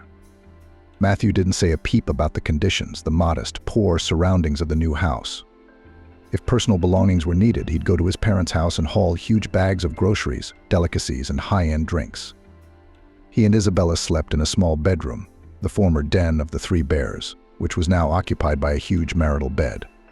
Isabella still forgot everything as soon as her husband closed the door to their bedroom. 6 months later, she realized she was expecting a child, and when the doctor announced at the ultrasound that there would be twins, she was terribly surprised. "My God, Matthew, where did this miracle come from?" Her husband smiled reassuringly at her. "So I have a twin mother. It's a genetic thing. Now we've been blessed with this good fortune." For the first time after the birth of Tom and Tobias, he was the most caring and attentive father. He shared the household chores with her equally, even learned to wash dishes and cook porridge. A year later, Isabella felt uneasy again. She felt sleepy in the evenings. The smell of fried fish made Isabella dizzy. The doctor's verdict: "You're pregnant again." She and Matthew greeted the news with enthusiasm. By then, Matthew's parents had gone abroad on a diplomatic contract. They would not be crowded now. The family decided to move into his parents' apartment next door. Moreover, Amelie had not been feeling well lately. Christian was getting tired of taking care of his grandchildren. He was sneaking pills while the children were out of sight. The power of Matthew's mother's genes was very strong. In due time in the family appeared another twins, this time girls Maggie and Megan. To give credit to Mother Nature, she did not rest on the children of Matthew and Isabella. The kids managed to take from their parents all the most beautiful features. The brothers had blue eyes and black hair like their mother. The sisters had huge eyes the color of milk chocolate and golden curls. Their figures were one-to-one, modest from their early childhood. Age's sores never clung to this quartet. Their disposition was good-natured, their character mischievous, fond of mischief and invention. But all four were not capricious but genetic. Isabella's thoughts were interrupted by the sudden braking of the bus. "I'm sorry, I almost missed the address you gave me," the little driver apologized. But there was no reason to scold him for it. Redwood Village. All the houses stood far apart, like people sometimes showing urban loneliness. Some man walked past their van, limping, casting a hard, scrutinizing glance at their expedition. "This place isn't friendly," Isabella thought. "I have found the local controller." The things were quickly transferred to the new dwelling, and the children went to inspect the house. Isabella suddenly felt intolerably hungry. She frantically searched through her bags for a bag of bagels while she gnawed on the bread gut. There was a knock at the door just as the bagel was in her mouth. Isabella went to open the door to the uninvited guests. The same limping man stood on the doorstep, holding a basket. There was a knock on the door and Isabella opened it. On the threshold stood the limping man with the basket. "Good evening, my hosts. My name is Jasper. I'm the village chief," he introduced himself. "You can get the documents for the house with all the seals tomorrow at the village administration. In the meantime, I have brought you milk, sour cream, eggs, fresh bread from our bakery. The store is closed today. You'll need all this from the road. You have children with you." Isabella was a little taken aback. She didn't know anyone at her new place of residence, and here she was welcomed. She accepted the basket of supplies from Jasper's hands. She had so hastily and nervously packed the apartment that they had no supplies except a few bagels and half a jar of frozen apricot jam. Going into the house, Jasper refused. He turned around a little awkwardly on the porch and said one last thing. "The stove in the house is working. I've been checking, and it'll make eggs or scrambled eggs for the boys too." Isabella turned around helplessly from which side to approach the Russian stove. She had no idea. Jasper understood without words. "What's your name, mistress?" "Isabella," the woman answered. "Don't worry, Isabella. I'll show you how to use this machine. It's not difficult." Half an hour later, the stove was crackling cozily with dry wood, which Jasper had cleverly arranged in an intricate arrangement. Eggs were smoldering on the table, and the four young robbers were already spreading sour cream on the bread, drinking warm, steaming milk from mugs Isabella had found in a nearby box. After a hearty supper, the children piled into the far room, where the beds were wide. The woman laid out the bedclothes on the run. She didn't even have time to notice where her assistant had gone. Isabella herself got the bed. It was surprisingly wide and comfortable. When she lay down, she thought she would fall asleep with her head barely touching the pillow. But insidious memories crowded her again. Matthew bored abruptly at half a word, averting his eyes to the side, said, "I have a business trip to Miami, where they are opening a new facility in the village." Isabella, of course, had no idea about her husband's new addiction. Previously, he was only slumbering passion for gambling, but now it flared up, drawing him to the gambling tables of the casino. On a business trip to San Diego, Matthew was in San Diego for a week. He came back elated. He flew in, bought Isabella and the kids presents, said that he received a bonus for successful work, and it did not occur to her that her husband brazenly lied, spending another big winnings. This trip was followed by a series of other trips. Matthew invariably returned glum and gloomy, but Isabella never thought that her luck had turned away from her husband. It came as a thunderclap when it was discovered that Amelie had cancer. The operation was taken to do in Germany, but the German doctors asked for an unaffordable price. Isabella didn't have that kind of money. Matthew refused to help. There were no new orders from clients at work. Where am I going to get that kind of money? Amelie's grip on the disease was deadly. The woman was weakening before her eyes. Isabella tossed between two houses and then could not stand it, asked her mother-in-law for money. They did not refuse. Satisfied with the result of negotiations, she flew to tell Matthew the news. His reaction was strange. "Where did you get this money from? My baby, my girl, my goddess. I'll withdraw the whole amount from the bank myself. Don't ask your parents, you'll find out what a clever girl you are. My treasure, my reward." As luck would have it, all the twins got a viral infection at the same time. They were feverish, cranky, coughing, and snotty. Isabella got all the information from her mother-in-law about the money transfer and sent her husband to the bank. He disappeared for 2 days. He returned home gloomy. He announced on the doorstep, "Isabella, I've been framed. Now I owe serious people a lot of money. I'm leaving New York for a while and I won't even tell you where." Things have gone too far. Matthew couldn't hide from the criminal creditors. A week later, operatives from the Federal Bureau of Investigation arrived at his parents' apartment. Isabella was invited to identify the body of an unknown man found in the Hudson River. She walked to the morgue as if she were going to an execution, on wobbly legs. A creepy institution with blue, purple, neon lights, rows of shiny metal tables everywhere, on one of which Matthew lay. She recognized him at once. Her heart felt like it had plummeted into an abyss. Beautiful brown eyes were closed. The mole on his neck that she loved so much caught her eye. "Why should I suffer this agony?" her soul screamed. "My beloved, my best, my only, my kin." There were no tears for some reason. It seemed as if everything inside had turned into an icy stone. It wouldn't melt, wouldn't budge. Isabella Machine signed all the necessary papers, dryly asked when her husband's body could be buried. "The investigation is underway. We'll let you know later when the burial can take place." This nightmarish day did not end with the terrible news of her husband's death. Isabella first called Matthew's parents to tell them the tragic news. The father-in-law, even at such a sorrowful moment, could not escape from distant wanderings to his homeland. Matthew's mother could not even speak from grief. She refused to fly over, saying, "I want to remember my boy alive. You there yourself take care of a decent send-off." The end of the chain of fateful events was a sharp deterioration of Amelie's condition. Isabella did not dare to ask her mother-in-law for money again. Mother was put in the hospital. Now she existed only on painkillers. There were many people at Matthew's cremation. Isabella only knew a few of his co-workers. There were 100 of them here. The faces were mostly unfamiliar to her.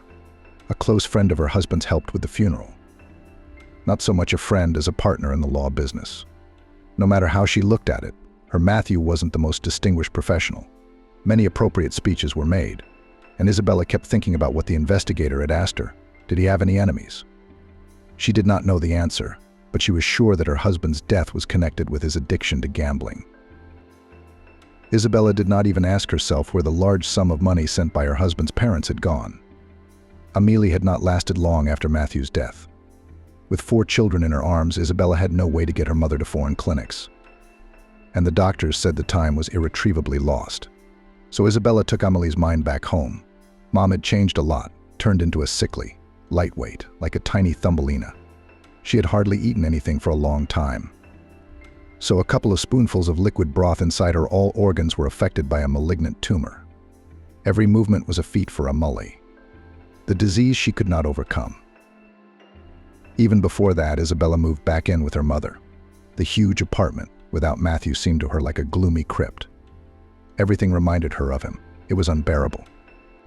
After the departure of 2 people very close to her, she lived for a while as if in a vacuum, with the children and the house like a robot. It turned out that Matthew still maintained the family quite well.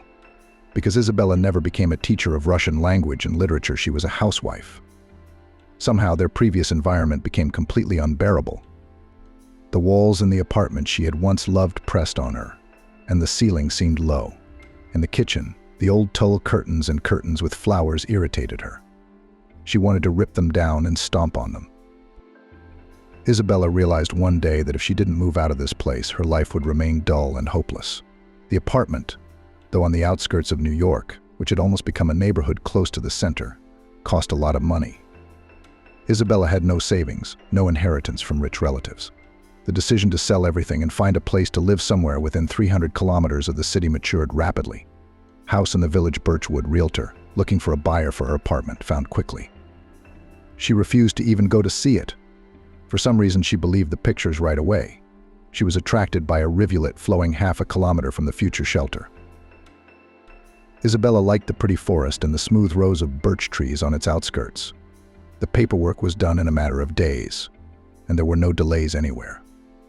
Isabella estimated that the proceeds would be enough for her and her children for the first time, and then she would look for a job as a teacher in the local school, or a kindergarten teacher. Communicating with her sons and daughters revealed to her the truth: she loves the kids very sincerely, truly. She is interested in the older kids. If Matthew were alive, she'd have twins and she wouldn't hesitate for a second. Isabella smiled. It brought to mind an incident in Emmett's life, who didn't miss a single living thing in the yard, from the big dogs to the brightly colored ants that lined the path from the manhole to the bushes. The janitor's vain attempts to disperse the industrious insects provoked fierce resistance from Emmett. He made bridges out of cardboard to cover the ant kingdom so no one could step on it. So Isabella belated every stray lesser brother in the neighborhood and offered to pick them up for the neighbors. And then drove Isabella and Matthew to hysterics in general. He walked into their room with a serious look on his face and asked, "Dad, Mom, don't swear, but I have a big favor to ask of you. Please give birth to a kitten from the street. You don't allow me pets. But if you're his parents, he'll be my brother, and you won't kick him out then." Matthew almost fell off the bed at such a suggestion, and Isabella, combing Tobias's curls after bathing, dropped the comb. A serious task must be answered accordingly. So the puzzled mother advised Emmett to go to their neighbor on the landing, Nellie, in the apartment across the hall. She had a gorgeous Siberian cat named Granny for some reason. Isabella assured Emmett that Granny's cat could be useful to him in giving birth to a kitten. Nellie worked in the trauma room of the district hospital and part-time treated all the injuries of the children in their yard. Nellie opened the door to Emmett, who had come on an important mission. Then she discussed something with him for a long time. Emmett returned home with 4 small chocolates for all his siblings and the overwhelming news. "Granny can't give birth to a kitten for me because he's a man. We men can't give birth. Also, there was a surgical invasion of his privacy, so he can't be a father to my kitten." After giving out this information, Emmett even sweated from the exertion. But he never asked Isabella and Matthew to give birth to a kitten again. It was too complicated for his notion. Isabella also thought of a funny story about her girl neighbors. That year, the playground was being renovated. The wooden slide was covered in brush. Workers had not yet had time to put a metal flat surface underneath. But had that ever stopped anyone? Maggie and Megan rolled dashingly down the rough surface, despite the danger. Megan was lucky. Maggie immediately caught a huge brush right in her soft spot. Whole delegations came to Nellie, a crying Maggie, Isabella, and a terrified Megan in the tail. The operation lasted 2 minutes. When a sliver at least 3 centimeters long was extracted from Maggie's fifth point, Megan finally exhaled. "Mom, Aunt Maylie. Now I know what the very thing looks like." The trauma neighbor and Isabella lay on the floor, laughing they didn't have the energy to talk. Yes, there had been many good things in her life. It was only the last 2 years that had been incredibly difficult and tragic. Things were going to get better now. Jasper walked toward his house, where the cat scratching at his heart. Being in the company of 4 boys who were so vigorous at once made him sad. The healthy shoulders of an experienced, outwardly stern and unapproachable man with kind, pure eyes would never admit to anyone that he loved children. Except that he himself to become a father by the age of 40 years with a tail never happened. Everything in this life was connected with children, remained for Jasper tragic and painful. After 2004, when Jasper together with the guys from his unit freed people in the Beastland tragedy, he came to North Ossetia by chance together with his friend Tobias, with whom he had already participated in more than one operation side by side and studied together at the Academy of Civil Service, where he was in the epicenter of the struggle for justice and a bright future. Jasper had dreamed of this since he was young, even as a child. His parents were desperate people, bikers, obsessed with motorcycles, which at that time in the USSR were not easy to get. His father was fond of heavy rock, even named his son in honor of the first letters of the Scottish rock band. He strokes the side of his iron friend, puts on a protective helmet, turns on the music, sits behind the faithful companion, and rushes through the cities and towns of a huge country. Life is not adjusted. No big deal. After Jasper was born, his mother had to settle in one of the small southern towns. They rented a house by the sea. The head of the family was only in and out of town. The winds of wanderlust overcame his thoughts of responsibility for his family. All his visits, however, he devoted exclusively to his son. Jasper grew up surrounded by steppe diversity to the sound of sea waves. Already in kindergarten, he could fight back any older bully if he hurt him. At the age of 6, he joined a wushu class. The coach, paying attention to the bully boy, always defending all the weak in the group, brought him into the section. Even at all children's matines, Jasper always got the role of bogatars and brave astronauts. In the section, from a small age, he became his own. He quickly became respected even by the older kids.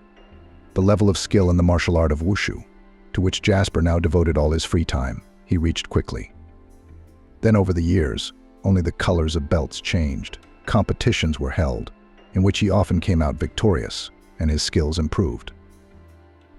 At the age of 15, the guy could already fully serve himself.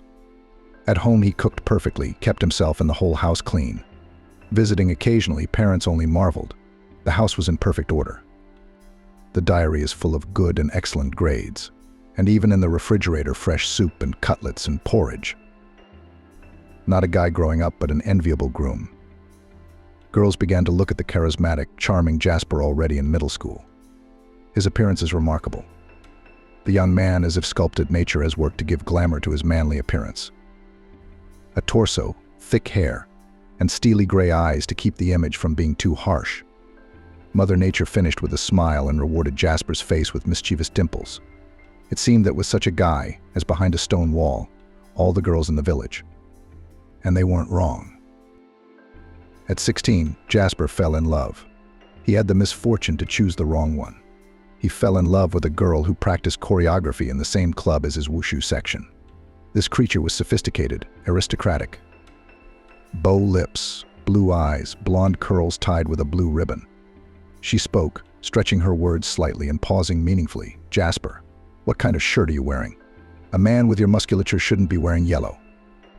It wasn't until a month later that they switched to you. Jasper hadn't even dreamed of kissing his date. She was fragile, she'd fall apart. But he silently circled around his dream, suffering in silence. He carried bouquets of wildflowers to every date, and she graciously placed them in a painted jug on the veranda. Then she agreed to a couple hours of walks, all the while striving to get back to the choreography machine. 2 years passed. Another gentleman in Jasper's place would have gone mad with the storm of warring desires, but he bravely endured it all. A few times they kissed, almost like pioneers. That was his entire love crop. When Stacy turned 18, he went matchmaking on his own, without parents or friends. The girl lived with a rather prim mother and grandmother, always dressed in slightly old-fashioned dresses and sundresses, with strange hairstyles and faces without a single touch of makeup. Jasper then thought, not modern relatives, it's not a problem. I don't have to live with them, but with my dream. There are all kinds of people. This is not yet the most unusual option. On the proposal to marry him, Stacy, to the complete amazement of Jasper, responded with consent. Her mother and grandmother nodded with a smart, solemn look. They canceled the lavish wedding feast and decided it would be better to use the money to organize a honeymoon trip. That way the young people could get to know each other better. Jasper counted the days and hours until the date set in August. He booked a hotel in a seaside resort. The parents paid for 2 weeks in the hotel, thinking that it would be the best gift for the children on their wedding day. The groom after school at that time was already working at a construction site, working hard as a bricklayer. The bride was all in art. Having received a certificate, she entered the School of Culture at the dance department. Neither could boast of high earnings. Jasper and Stacy were married at the township hall. The table was set in the yard of Jasper's parents' house. The territory of a cozy gazebo, a barbecue, and a large wooden table allowed it.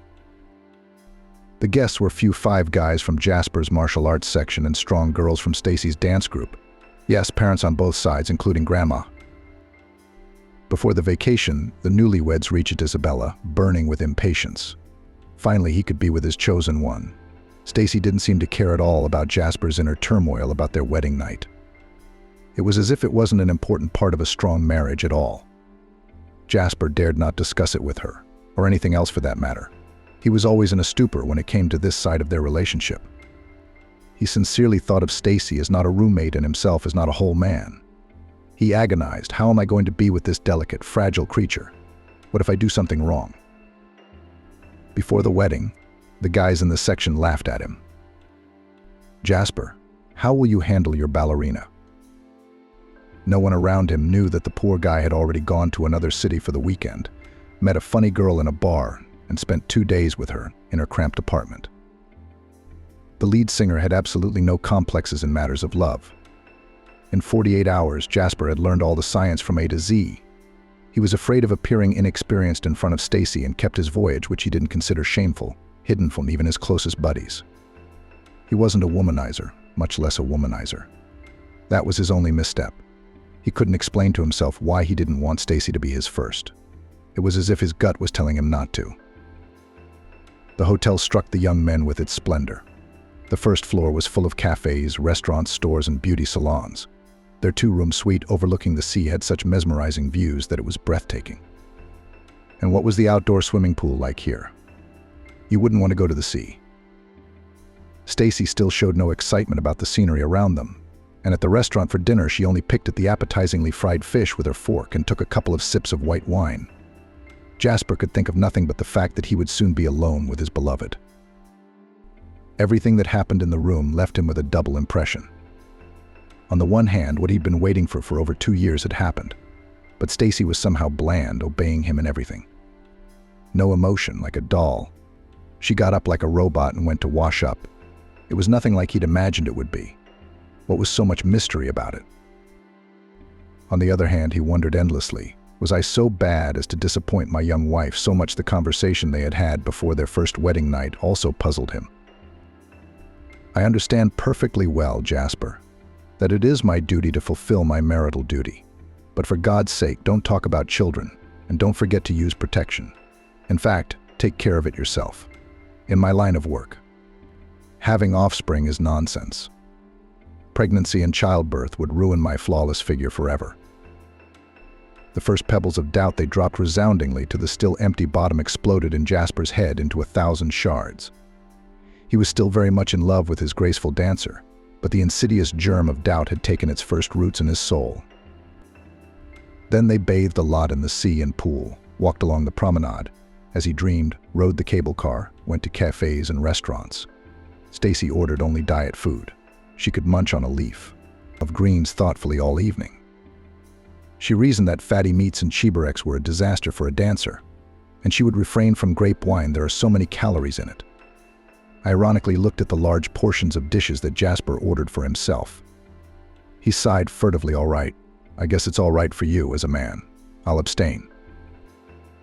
At night, Stacy was not exactly cold, but somehow indifferent, like an inevitable job. She didn't wrinkle her nose, but she didn't enjoy it. Jasper was confused, thinking frantically, "We've known each other for so long. And I've been such a blind, stupid, lovesick ass. I don't know this seemingly lovely woman who is now sitting across from me at a table in a restaurant." The 2 weeks which were to be the crowning of their long romance for Jasper dragged on with unexpected agony. They came home, not in a quarrel, but in a strained relationship. It was as if a cat had run between them. To all her oddities, characteristic of many women, Stacy was not at all adapted to household chores. The only things she could manage were the coffee she brought to Jasper's house from her own supplies, scrambled eggs and fried potatoes. But she had them burned to black coals. The soups were liquid and tasteless. The sink was perpetually filled with unwashed dishes. Jasper's closet was scary to look at after laundry. Seeing all these domestic metamorphoses, Jasper clutched his head. "Stacy, don't make us anything for dinner. I'll come home from work and do it myself," Jasper said. Stacy was glad that her husband had decided to do this. She flew back from the School of Culture satisfied, filled with news about performances and premieres. Was her husband hungry after a hard shift? She did not care at all. At this time in the life of Jasper began to change. An old battle buddy of their coach came to the wushu class. They whispered about something in the locker room for a long time, and then Jasper and 3 other boys were invited into the office. The guest once again scrutinized all 4 of them, and then offered them to study at the academy, not forgetting to mention that it was definitely voluntary. "We are looking for young cadres with perfect physical fitness. The training will last 5 years. You will have to study in New York," he said. The words of the army friend and their trainer were immediately imprinted in Jasper's mind as if they had been hammered in with a sledgehammer. He knew at once that he wanted to study at the place he'd been offered, even if he had to divorce Stacy. The most interesting part of his love story was that his wife didn't even seem to understand what her spouse was trying to tell her. She silently listened to his desire to go to New York, to the academy.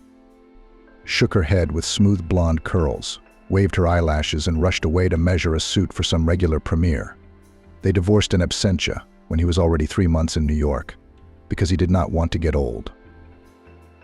His parents were still traveling across America on motorcycles, and his ex-wife was learning another PAs. Amidst all these events, Jasper was learning the science of being brave, ruthless to his enemies, steely as the strongest metal or alloy. After graduating from the academy, he was assigned to the Caucasus, and together with a mysterious friend, Greg, who was a completely reckless guy. His superiors had no time to give him a command, and he was already in the thick of it. Nothing would take him. And in Besiege, he died dragging 2 guys out of a burned-out gymnasium. Jasper rushed to him, grabbed the girl and the boy, and carried them to the exit. Here's the rest of the edited text. Jasper was wounded when he had already moved a few meters away from where his comrade had died. He couldn't stop and close his eyes either, so his friend's frozen stare at the ceiling in the corridor of the besieged school sometimes haunted him in the dead of night when he couldn't sleep. Jasper had been wounded in the kneecap. The leg had failed him. He only shrieked slightly before he sat down gently on the floor and cradled the frightened little ones against him. Someone's hands picked the school children up off the floor again like a baton. Or maybe it was the blood on the floor and walls that made everything seem bright purple to him. Jasper shook his head unhappily and thought, "What the hell is this? I've only spent an hour with the new residents of Berrywood, and already so many scraps of memory from the nooks and crannies." He really didn't like to remember those tragic days. The eyes of those who searched in the general chaos for their loved ones. The medical staff at the hospital, where at first the surgeon had categorically stated that his wound was quite unfortunate. He vaguely remembered those medical terms and verbose arguments escalapa. Remembered the verdict of the old man: the leg would be better to amputate above the knee. Inflammation will go to the thigh. We'll have to cut further. He was extremely lucky that then in the operating room came an elderly woman doctor with a long experience of working with wounded soldiers. "I'll take him. We're not going to do any amputations. First, I will do what I think is necessary, and time will show which of us will be right," she said. More than 10 years had passed since then. Jasper was discharged after his injury. His leg still gave him a stubbornly persistent pain. He was even given a disability group without question. He taught for a while, but he couldn't stand in the classroom for long. His restless parents died on their old motorcycle 3 years ago. They decided to shake old times at a gathering of veteran bikers. The track was wet after a rainstorm, and they didn't make it into a tight turn. They left on the same day. The mother right at the scene of the accident, the father 2 hours later in the hospital. His parents' injuries were incompatible with life, but Jasper knew that his ancestors wouldn't have wanted a better death for themselves together, side by side, in the arms of their iron horses. Jasper didn't want to stay in his hometown any longer, so he moved closer to London, where many of his fellow servicemen had settled. In the village of Little Wilmington, he had a good life. He received a decent government paycheck. He was also surrounded by many lonely elderly women who always invited him to help out on their allotments. They paid him with natural products, fresh eggs straight from under the laying hens, dairy products from cows, homemade pies of their own baking. So he lived well, but only at the sight of children he became sad. He didn't want to have children of his own.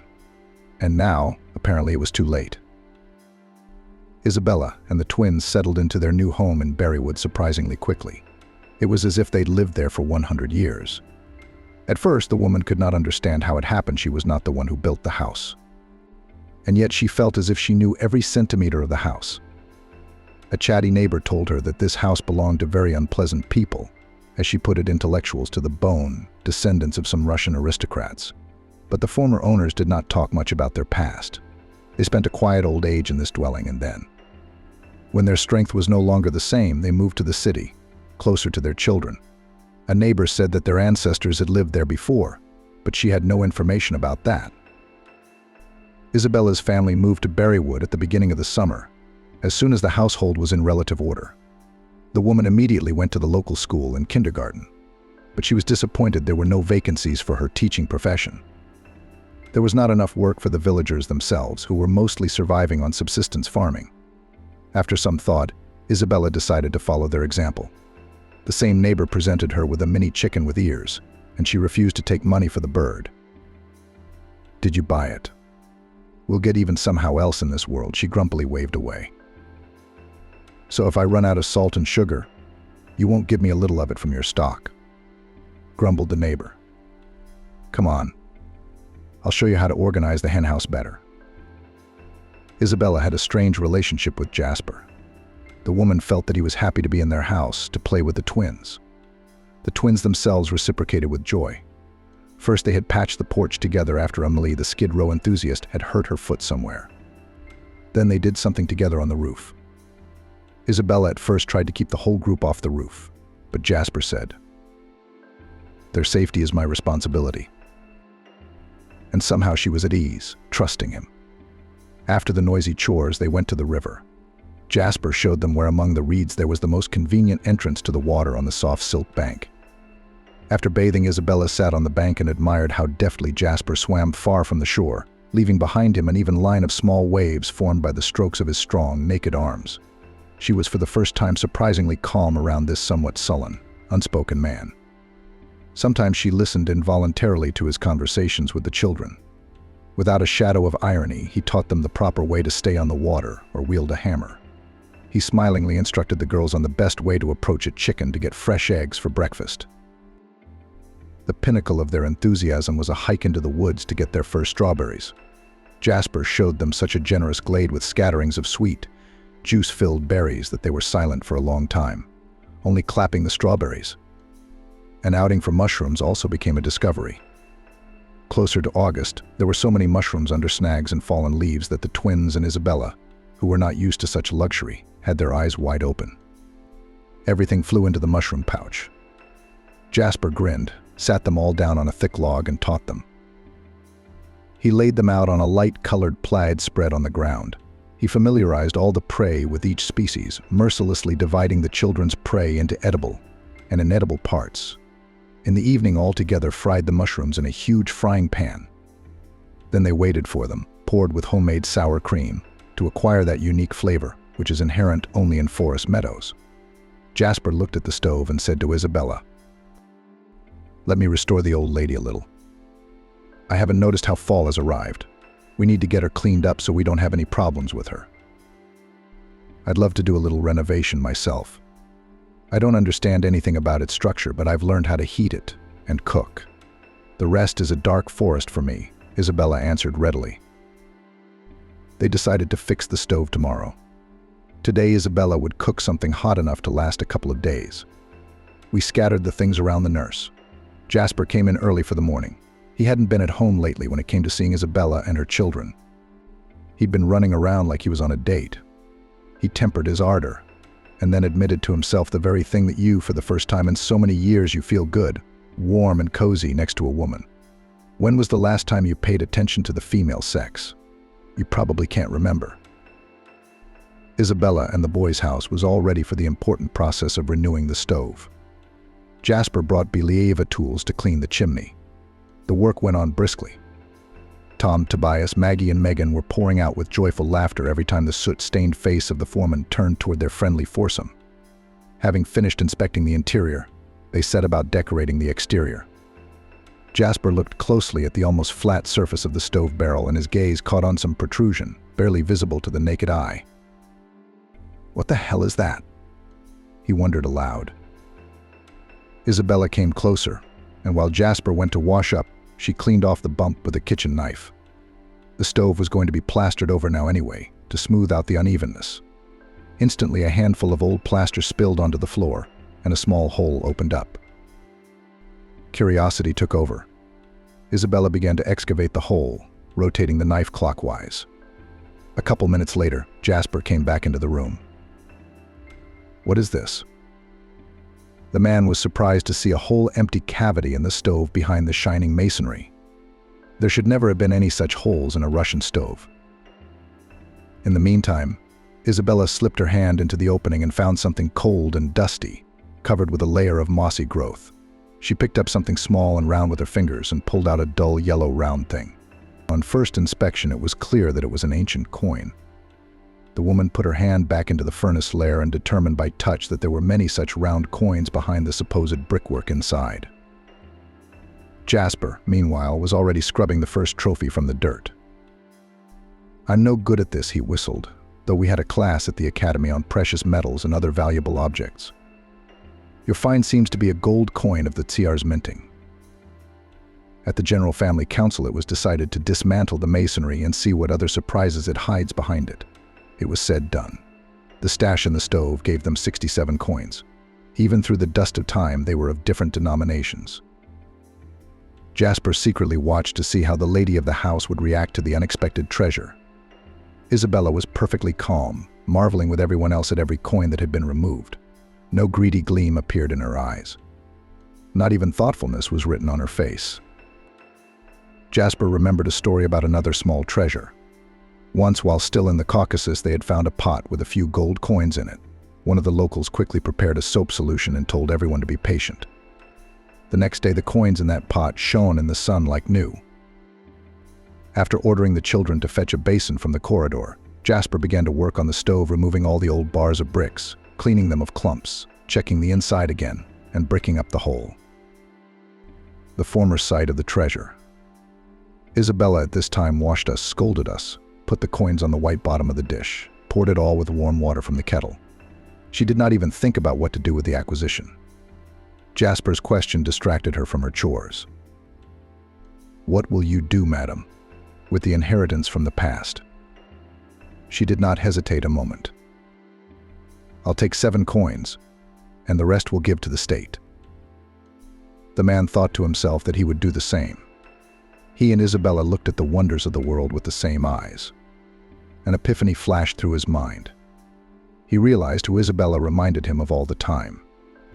The comparison was strange. It seemed to him like the beautiful oriole bird he had so often met in the woods. The caring mother oriole always hovered around her nest, which looked like a small wicker basket, and tended to her chicks, eagerly opening their beaks in anticipation of food. It was a golden nest, and Jasper suddenly thought that the other woman would have stashed the coins away and taken them out one by one from time to time. But this woman had thought that she would not eat of other people's goods. She decided to give her find to the authorities without complaint. That's odd. The whole company spent the rest of the evening working with the coins with enthusiasm. Jasper finished the job with a match. The children watched the process of washing the coins in the basin. The profile of Emperor Nicholas II was already clearly visible there.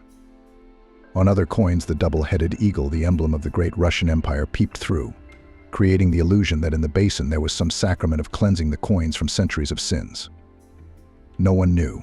Maybe this treasure is some mysterious family legend. By late afternoon, everyone was exhausted. Isabella heated up the nourishing dishes she had prepared beforehand. At dinner, everyone was tiredly silent, even the twins who never stopped talking.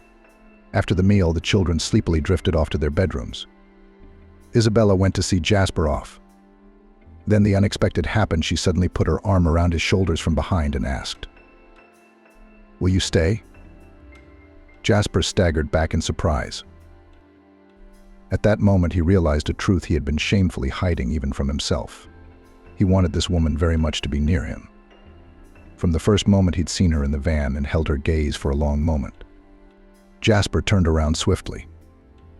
Despite his injury, he felt a rush of energy, as if he'd drunk a magic elixir filled with adrenaline. He picked Isabella up in his arms as if in a fog and carried her to the bed. There had never been another man in Isabella's life but Artem. In Jasper's fate, there was Nastya and a string of casual one-night stands whose names he sometimes didn't even know or couldn't remember. In rare moments of rest, Jasper could vaguely think, "I haven't had all those women in my life that I've known before. They may not be worth a fingernail on the little finger of the one who is now serenely embracing me." Isabella's thoughts flowed smoothly in the same direction. Did you think that your husband, who has caused you so much trouble, was the end of the world? Holy naivete. A man like Jasper is a man you should cling to and never let go of. Before dawn, Jasper whispered in Isabella's ear that it was time for him to go, but not because he wanted to. He would stay by her side forever. He had a lingering feeling that they were together now, that Isabella thought so too, that they would share all the chores equally. 2 days later, they had thoroughly laundered all 67 gold coins. Jasper and Isabella took them to the local police station. They were now only doing everything together, just as Jasper had envisioned. And it felt so natural, as if they had been living as a family for a long time. Before the process of transferring the treasure to the state, Jasper read the internet, how according to the law all the correct formalization, prepared a photo of the oven, located in the surprise, took pictures of the coins, laid out in even rows on the kitchen table. Except that the testimony of witnesses to the discovery of the treasure could not be formalized. All 4 twins were still minors and incapacitated. In the police, the whole department gathered to gaze at the miracle. The act of handing over the coins was drawn up without delay. Isabella was informed that after the evaluation of the found by experts, she will be paid a sum of money in the amount of 50% of the income received by the Treasury. According to the most modest calculations, the amount of remuneration was solid. On the way back from the district center, Jasper and Isabella were silent. Each was thinking about something else. They spoke at the same time, as if they had both made the only right decision. "I want to take the children from the orphanage," the woman began. "I want to be with you and your twins, and all the children will have," Jasper replied. Isabella had brought up the orphanage for a reason. At the end of the summer, they'd gone to the nearest town to buy backpacks and stationery. Maria and Veronica were going to first grade for the first time this year, and the more experienced boys were going to third grade. A small bus stopped near the stationery store. There were a lot of children of different ages, and there were only 2 chaperones. Irie immediately realized the boys from the orphanage were brought for notebooks and pens. She would have immediately forgotten this meeting, but she was pinned to the floor by the gaze of one boy. He looked at her children and at herself, hugging them by the shoulders. So many unfulfilled dreams of her own family, her parents, and a deep longing were in his gaze that Isabella was embarrassed and quickly led her school children away to another store. Jasper and Isabella returned to their conversation about starting a family orphanage after she received the money she was owed for finding the treasure. There was no doubt about spending the windfall to build a luxury mansion for themselves. On the contrary, they gathered a general family meeting in the presence of the twins, who happily accepted the fact that Jasper and their mother were now together, without asking too many questions. The agenda was, would everyone be willing to vote to make their family even bigger? Suggestions came in a variety of ways. "Let's look for twins at the orphanage," 2 Maggie suggested. "We'll only take boys," said Emmett and Tobias. Guys, why don't we not make the rules beforehand? Your heart will tell you, Isabella asked. I have an idea, Jasper said, embarrassed. We need to find out in our neighborhood children's institution. Which of the children there is the most difficult? Isabella and Jasper felt a little uncomfortable in the orphanage manager's office. Half an hour ago, they had told the director what they wanted to do. I can't deny that you surprised me, she replied. Children with complicated backgrounds and problems are usually rejected by prospective adoptive parents right away. Everyone wants that, if they have already decided to take such an extraordinary step. Their future children would be without flaws. She went into the archive for a long time with the cases of wards, and then brought them 5 folders. These are my most deprived, most difficult cases. Familiarize yourself with their stories. I'll come out and give you time to make a decision. Isabella resolutely reached into the top folder, opened the cover. From the first page, the serious eyes of a boy of about 10 looked up at her. Even in the photo, there was such bitterness in them that she felt uneasy. The name was Kirill. He had been living in the orphanage for 3 years. His parents were killed in a car accident, and he himself was thrown under the wheels of the truck responsible for the tragedy. His leg just below the knee had to be amputated. There is no doubt that the boy is well adapted to the prosthesis, serves himself independently. The characterization said withdrawn, poorly socialized, sometimes aggressive. Jasper, to whom she was reading all this aloud, felt a chill run down his spine at his own memories. He glanced at Isabella, but she smiled warmly back, understanding without words. She already knew the story of his injury. So here's the first candidate to join us. Are you in? Isabella asked. I'm in. I thought you'd be embarrassed by his injury. Not at all. I'm sure we can effect a change in his character and disposition. The children will understand our choice too. I don't doubt that, Jasper said. Isabella pulled the next folder from the bottom for some reason and untied the straps. This time it was the file of a girl named Catherine. From the photograph, she was staring at her with attentive eyes, magnified by some kind of peculiar glasses. Age 7 years. In need of serious ophthalmologic surgery. Waiting for a quota for a place in an eye clinic. Straight A student. She's into drawing, plasticine, molding, burning. What do you think? Jasper said questioningly. The twins had just taken all the supplies of blank sketchbooks, plasticine, and paints up to the attic. We'll have to climb up and bring it all back, Isabella summarized bluntly. Now 2 folders were put aside, but the potential owners of the future family orphanage did not think to stop there. The next folder immediately elicited smiles. In it lay the file of one of the 2 twin brothers, and next to it the biography of the second. However, they had them as if they were copied. The trouble with these 2 boys was that although they had been orphaned a long time ago, no one of the adopters dared to take in a family of 2, prone to petty hooliganism in their 10 years. Our girls and boys will be happy. Let's fulfill their wish, Isabella decided at once. Yes, Comrade Commander. Jasper sang along. There was one more folder on the edge of the table. It contained the file of 5-year-old Lucy. The girl had a disease rumored to affect the greats of this world: Socrates, Newton, Dostoevsky and Tchaikovsky, Pythagoras and Nobel. Lucy's extraordinary abilities had already been noticed: phenomenal memory, the ability at her age to quickly add up 2-digit numbers. The name of the disease is epilepsy. At the time of the Roman Emperor Caesar, who also suffered from this disease, it was also called the carrion disease. Treatment was only needed to correct it. Jasper and Isabella looked at each other and said nothing. The folder moved smoothly to the others. At the same time, his mistress entered the office. Here is the corrected text, taking into account your requirements. The children will also understand us in this choice. I don't doubt that, Jasper said. For some reason, Isabella pulled the next folder from the bottom and untied the straps. This time it was the file of a girl named Catherine. From the photograph, she was staring at her with attentive eyes, magnified by some kind of peculiar glasses. Age 7 years. In need of serious ophthalmologic surgery. Waiting for a quota for a place in an eye clinic. Straight A student.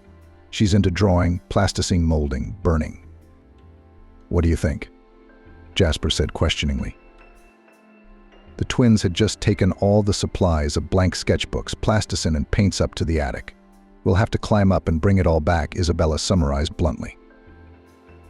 Now 2 folders were put aside, but the potential owners of the future family orphanage did not think to stop there. The next folder immediately elicited smiles. In it lay the file of one of the 2 twin brothers, and next to it the biography of the second. However, they had them as if they were copied.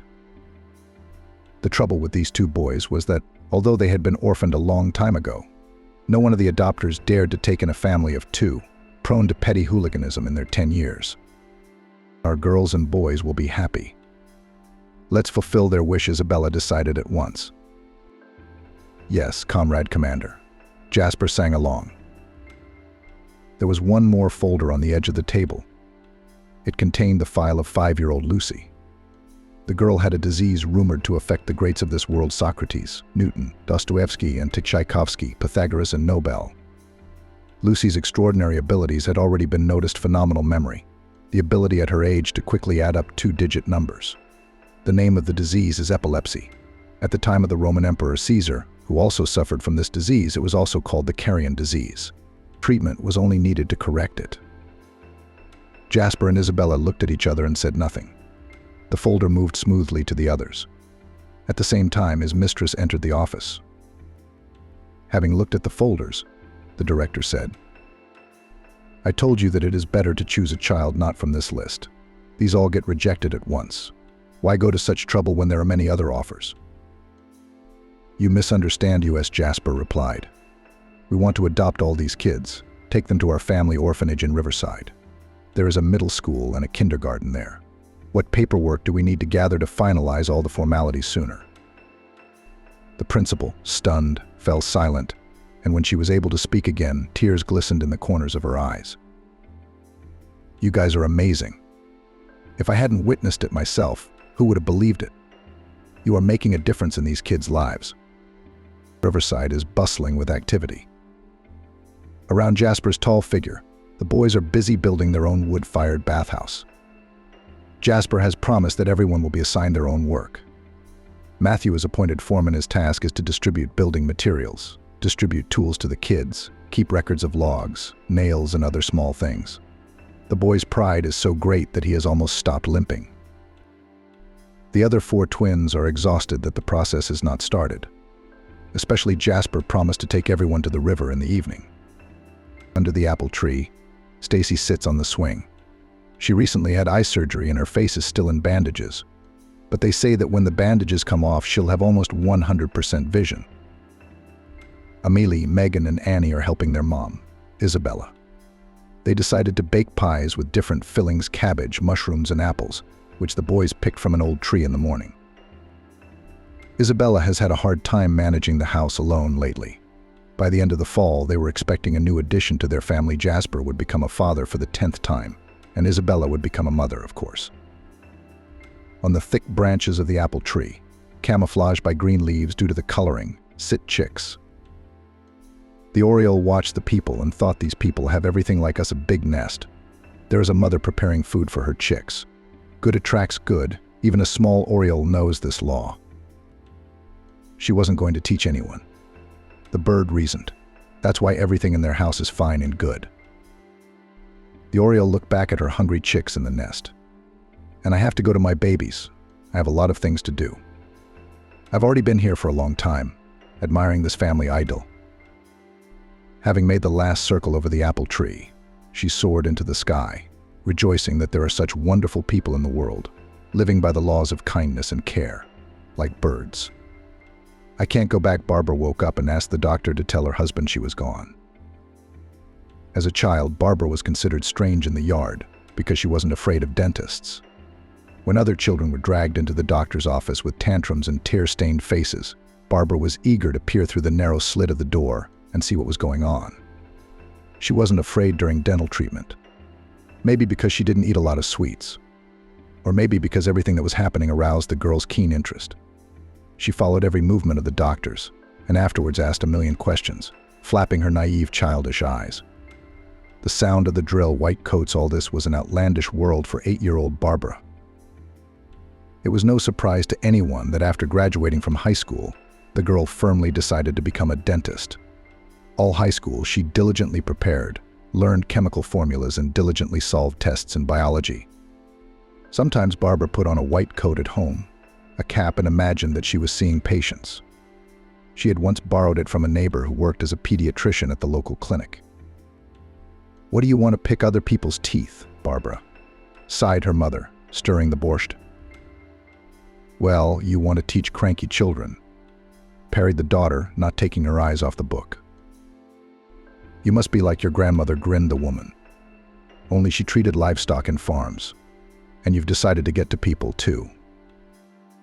Barbara grinned understandingly.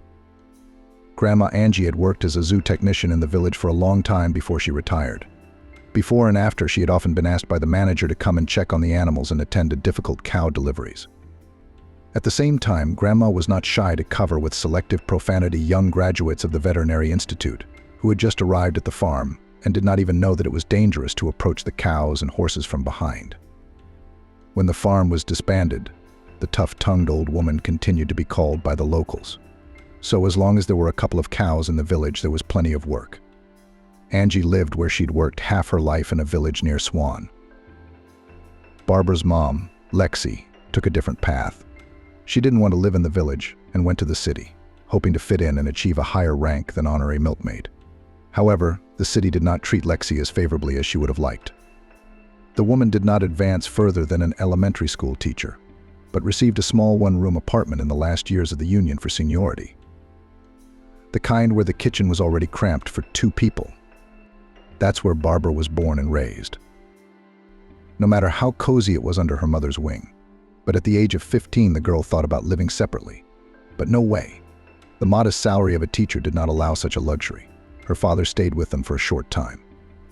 Like many truckers, he lived for 2 families, of which neither of them knew.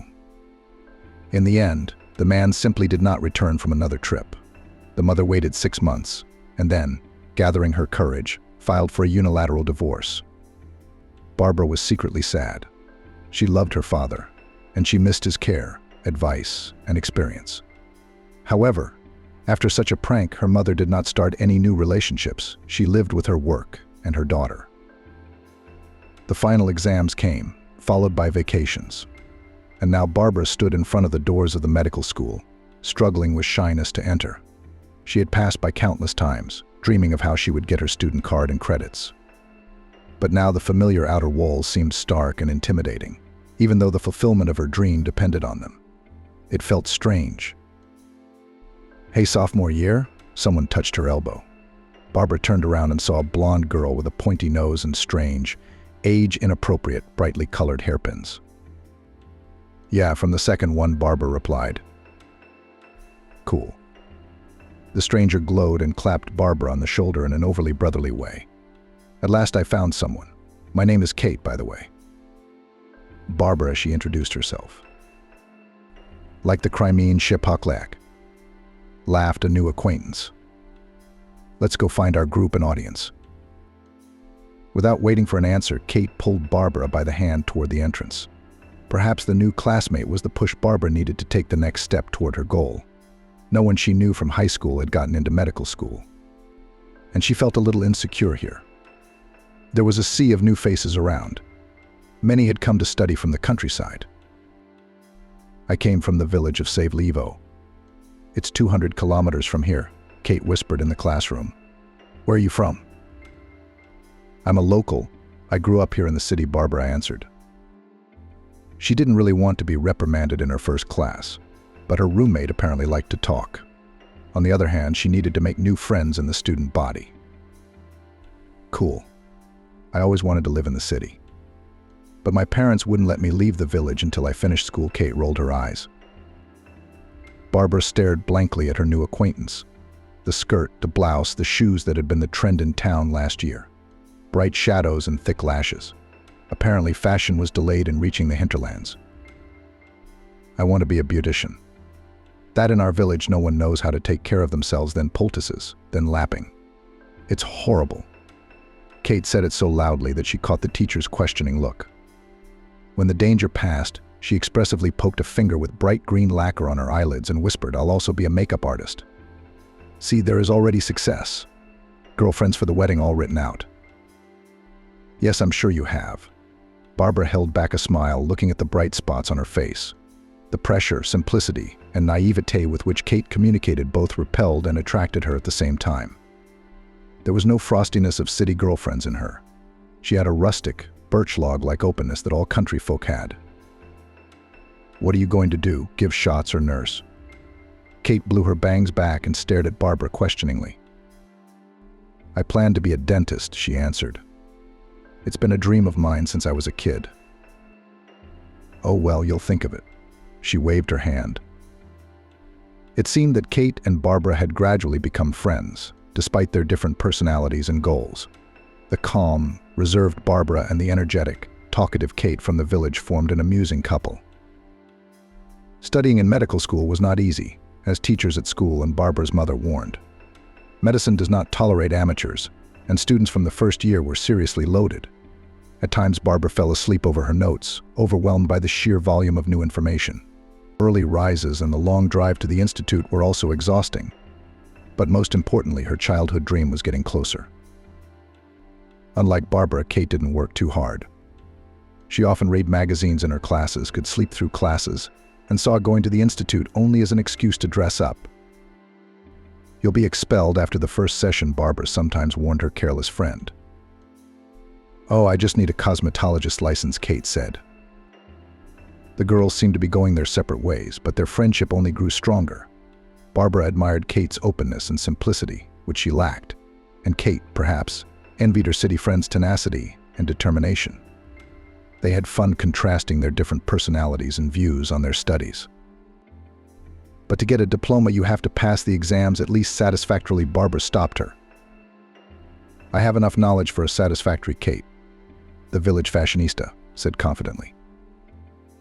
Kate wasn't really that lazy. She just had a different approach. Instead of cramming every day, she preferred to stay up the night before the seminar to answer without forgetting what she had read. She took notes from her roommates and kept her textbooks and manuals on the table in her room just for show. Kate was not lazy also because she immediately began to look for part-time jobs. To be more precise, they found it themselves to hand out flyers in the dormitory, or something somewhere to carry for a little money. So by the end of the semester, she was invited to work as a barista for evening shifts in a small coffee shop. Kate brewed coffee a little better than the cleaning lady, but made eyes at all the visitors and smiled. Thanks to her rustic spontaneity and simplicity, her 32 teeth left good tips, on which the girl bought cosmetics and new handbags. This rustic directness and simplicity helped her where it was more difficult for city people. Kate was not afraid to seem stupid, and it always went to her advantage. She also had her own goal, and the girl went her own way to it. Barbara always had fun with Kate. She knew the latest gossip, had a lot of funny stories to tell, and could do her friends' makeup in the bathroom before class. On one of the frosty days before the session, Barbara stood at the bus stop waiting for the bus. Several other people were crowding along with her. Time was running out, and the bus was still missing. The elderly women behind Barbara were getting louder and louder. A man in an old-fashioned fur hat, carrying a briefcase like Novoseltsev from the movie Service Romance, finally couldn't stand it and asked the driver of the next bus, "Where did the 14th route go?" "They abolished them all," he shrugged indifferently. "Now it's only a transfer to the center." Rumors that this bus would be abolished had been circulating for a long time. But as always, everything happened at the most inopportune moment. The man in the fur hat swore loudly, not embarrassing the passengers, and hurriedly began to call a cab. Clara realized that she would have to do the same to avoid being late. As luck would have it, the first pair was a seminar with a very picky professor from the Higher School of Economics who wouldn't let latecomers in. To get to the institute, Barbara gave away all her money, even scraped change from the farthest pockets. She ran into the auditorium a moment before the bell rang and, breathing loudly, plopped down on the bench next to Kate. "Where have you been?" "I was already thinking about how to get you out of school," she pounced on her friend with questions. "My bus doesn't run anymore," Barbara complained, laying out her notebook. "I don't know how I'm going to get here. It's either a detour across the city or a cab." "So you should move into my dorm," Kate said. 5 minutes and you're at school. Just remember to brush your teeth." Barbara wanted to say something against it, but suddenly realized that it wasn't a bad idea.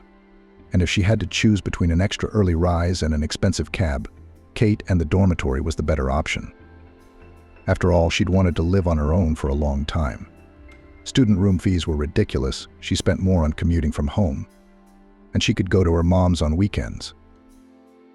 My roommate just moved out, so here, as they say, all the cards are aligned. Kate theatrically raised her hands to the ceiling.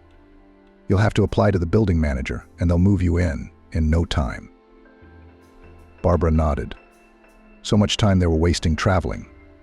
They could have used it for more useful things like studying, walking, and getting a good night's sleep. The superintendent had been a little nagging at Barbara when she'd given her the papers. What are you doing here? I have to put up foreigners from out of town, she grumbled. The girl kept silent, knowing that she was obliged to be accommodated.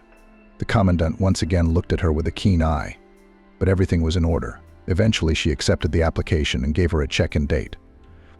As soon as they were out of the dormitory, Kate smothered Barbara in a hug so tightly that she gasped. Yay, we're together now. Her mother took the news of her daughter's future move with enthusiasm. The mother's apartment was cozy, but cramped. Alas, even a mother's love couldn't change that fact. Don't eat crap in there, Lexi admonished her daughter as she put towels and a new set of bedding in her bag. And don't drink. You're the only one who's so willful, she shook her fist rather jokingly, or that Kate, your tough friend, is going to be a bad influence on you. She's all right, Barbara defended her friend. She's just peculiar. A few days later, on a weekend, the girl came to the dormitory with her things. Kate was already waiting for her. She helped her to bring everything in, settle in, showed her where everything was. The room was small, but here Barbara had her own separate bed, a table, a closet, shelves, and a whole wall. All in all, not bad. The main thing was that it was a couple minutes walk to the university, and she would get used to the rest. That evening, Barbara and Kate were walking down the hallway when a voice called out to them. Hello, girls. A student peeked out of a nearby room. Hi, Swan, Kate responded, tilting her head to the side as if looking at a shiny bauble. What do you want? Come join us, because we're lacking female company, he said, waving his hand invitingly. We'll feed you, give you a drink. We won't leave you with any hard feelings. It's a birthday party, after all. Barbara tugged Kate's elbow questioningly. It's Swan from third year who's been after me since the beginning of the semester, she whispered back. He's not a bad guy, but he's a little dorky. Do you want to go? Barbara took another look at the guy who was urging them on. Why not? She shrugged her shoulders. Kate stared at her. Tomorrow's Sunday anyway. No need to go anywhere. We'll sit around and talk, all of us. Nothing to be afraid of, she turned to Swan. Okay, we'll be there soon. The guy glowered, gave them a thumbs up, and disappeared into the room. Barbara studied for a while, but then she thought about it. She hadn't really made friends with anyone except Kate in the 6 months she'd been at school. Sure, she'd hung out with her classmates, but it wasn't the same. Barbara's old school friends visited less and less often and wrote shorter and shorter letters, because everyone had enough to worry about. And they didn't understand why she was going to an institute across town. Kate quickly combed her hair, changed from pants to jeans, and found a decent t-shirt in the closet. Barbara didn't bother, limiting herself to brushing her hair. There were 3 guys and a girl in the room, apparently the couple of the birthday boy, tall, thin as a pole, but very hospitable. Swan, an old acquaintance, greeted the girls and introduced the company. This is Vince, the birthday boy, and his girlfriend Susan. This is Simon, the city's future medical luminary. And this is Jasper, he said, pointing his finger at a boy sitting in a chair by the window. Matthew from the journalism department. The girls were warmly welcomed and seated at the communal table. After a while, the shyness of the acquaintance evaporated without a trace. Everyone drank, ate, joked. Susan suggested playing crocodile. The boys readily moved the bed, making room. Barbara stared blankly at all the new acquaintances. Jasper was making small talk with Kate. It was obvious that he liked her, whether he was trying to hug her. picking an invisible speck off her shoulder or whispering something in her ear. Vince and Susan had been together a long time. It was obvious from their conversation and their warmth toward each other. Barbara felt a twinge of distant envy. She'd dated a guy in high school, but he'd never treated her with such care and warmth. Simon made occasional jokes about doctors. During breaks, when his mouth wasn't busy eating, he'd already put a couple ketchup stains on his shirt. But would that stop a man with a big appetite? Matthew, the only one Jasper had introduced differently than the others, didn't fit at the table. He sat by the window with his plate in his hands. But that didn't stop the young man from collecting all the stares. He told stories, joked, asked provocative questions, and posed picturesquely. Matthew's a talker, Vince said. He's a man who's chosen his profession to talk. The party turned into an interesting argument about professions and vocations. When Matthew spoke disparagingly of medicine, comparing it to picking on people, Barbara stood up for Simon. "What's wrong with helping people?" she asked suddenly. Everyone fell silent and stared at her with interest. Matthew also looked at her. "You're not going to help them for free, are you? Or are you going to open a branch of the Mother Teresa Society?" He sarcastically parried Barbara. "I want to help first of all. I'm going into the profession because of my heart, not because it's profitable," she said. "Okay, and you need to eat. So stop covering your ambition with mercy." Matthew waved his hand at her. "Sooner or later, people will become just a means of earning money for you. But some people will earn money by talking, and others by seeing rotten teeth and other unpleasant things in the human body." "Matthew, come on. This is the third year you've been arguing with us," Vince said conciliatorily. "All professions are needed, and all have their talents. Let's have a drink and play cards." Barbara gave Matthew an annoyed look, but didn't argue further, so as not to offend the birthday boy. The trouble was, she liked the smug talker. Matthew had the typical flamboyant appearance, chiseled facial features, dark hair, strong charisma, and a sharp mind. Gradually, the angular conversation smoothed out and the tension he'd built up went away. The party had passed midnight when there was a knock on the door. "Shooge," Vince hissed. "Commandant." Susan appeared and, cursing everyone, quickly covered the table with a sheet. Girls and boys were hidden under beds and in closets. Everything happened so fast that hardly a fly could have flown in that time. The commandant's voice was heard, reprimanding Vince for the noise and disorder after lights out, and he did his best to show the supposedly empty room. "It's like this every time," Matthew sighed, shoved into the closet with Barbara on the perfume mountain. "Auntie's here, so she'll hide everything in the closets, you idiot." The closet was cramped. Barbara felt her back resting against the guy's chest and almost stepped on his feet. For some reason, her cheeks were flaming and her tongue was confused. Matthew touched her shoulder gently as he could do while standing in a closet full of things. "I'm sorry, okay, it's my nature to pick at things." "It was rude," he said. Without turning around, Barbara replied, "Vada." She could feel the guy's guilty breath on the back of her neck. It was getting stuffy. "Let's go out tomorrow." As an apology, you pick where Matthew put his hand on her forearm. The commandant let go of the last of her nagging remarks, wagged her finger, and made to leave. Goosebumps ran up and down his body. It was hot and cold at the same time. There was tension in the air again, but it was still enveloping. "Come on," Barbara agreed. "To the contemporary artists exhibition at the gallery." "Okay. I'll be waiting at the dormitory entrance." The closet doors swung open. "So you two didn't have a fight?" Vince asked. "We did. We almost did." Matthew pulled away. He was the first to jump out, winking discreetly at Barbara. "You okay? Why would you go out with that asshole?" Kate gave the guy a hard stare.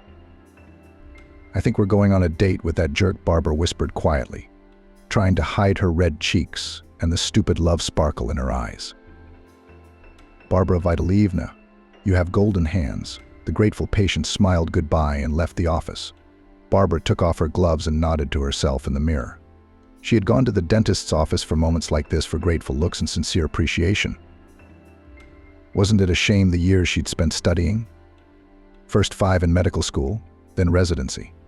3 more years for the registry. Barbara took the robe home to wash. She should also call Kate. They were supposed to meet today for a professional holiday. Barbara threw on the coat, said goodbye to the girls at the front desk, and hurried to the store to get a cake. Kate still had a sweet tooth from university. No one was home for her yet. Kieran had warned that he would be at the agency until the evening. He'd started moonlighting there while he was still studying, and 7 years later he'd taken the editor's chair himself.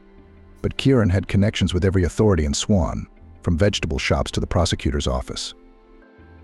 He and Barbara had married while they were still at university, a year after they'd started their relationship in the dormitory party. Kate had convinced her that Kieran was good, of course, but he was too nosy. Mother and principal did not take the profession of journalism seriously. What kind of job is it, collecting gossip? Like plowing a factory or sowing grain, she used to say.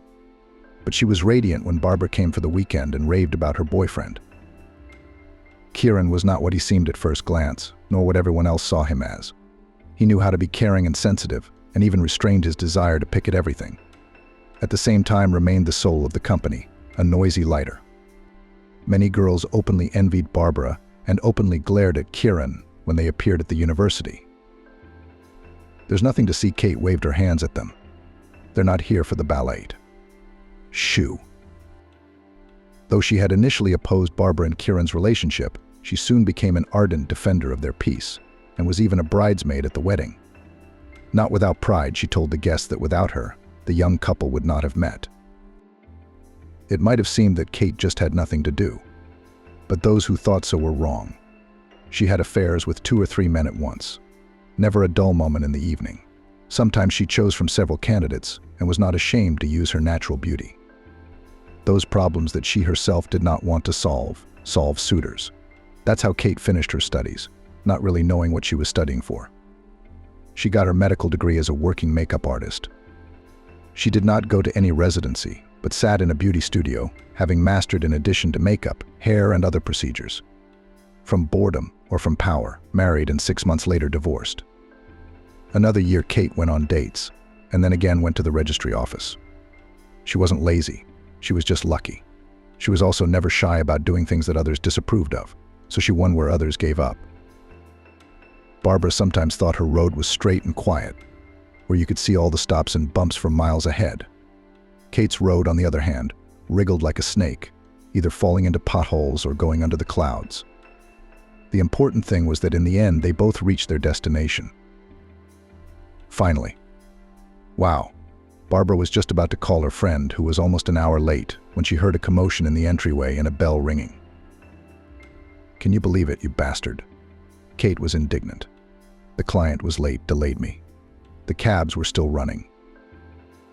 Barbara just smiled. They hugged. It couldn't have been otherwise. Over the years, Kate had changed from a country girl with ambition into a genteel city beauty. She aspired to a brown haircut, was always with makeup, fashionably dressed. And she was more concerned about a new skirt and going for a massage than having groceries at home. "Oh, you didn't cook?" Kate asked, as soon as she entered the kitchen and poked her nose into the pots on the stove and in the refrigerator. "I see piggies." Barbara had borscht, stuffed cabbage, and compote. She didn't chase brands and hairstyles. She dressed minimalistically and simply, but she knew how to keep things cozy and on time. "I'm Simon's boo." "I don't cook anything," Kate complained.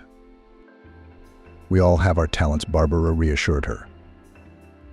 The casual, friendly conversation went on late into the night. It was always like this when they met. The cake was almost over, and for the third time, Barbara was making coffee. When did Kieran finally come home? The young editor was in a meeting.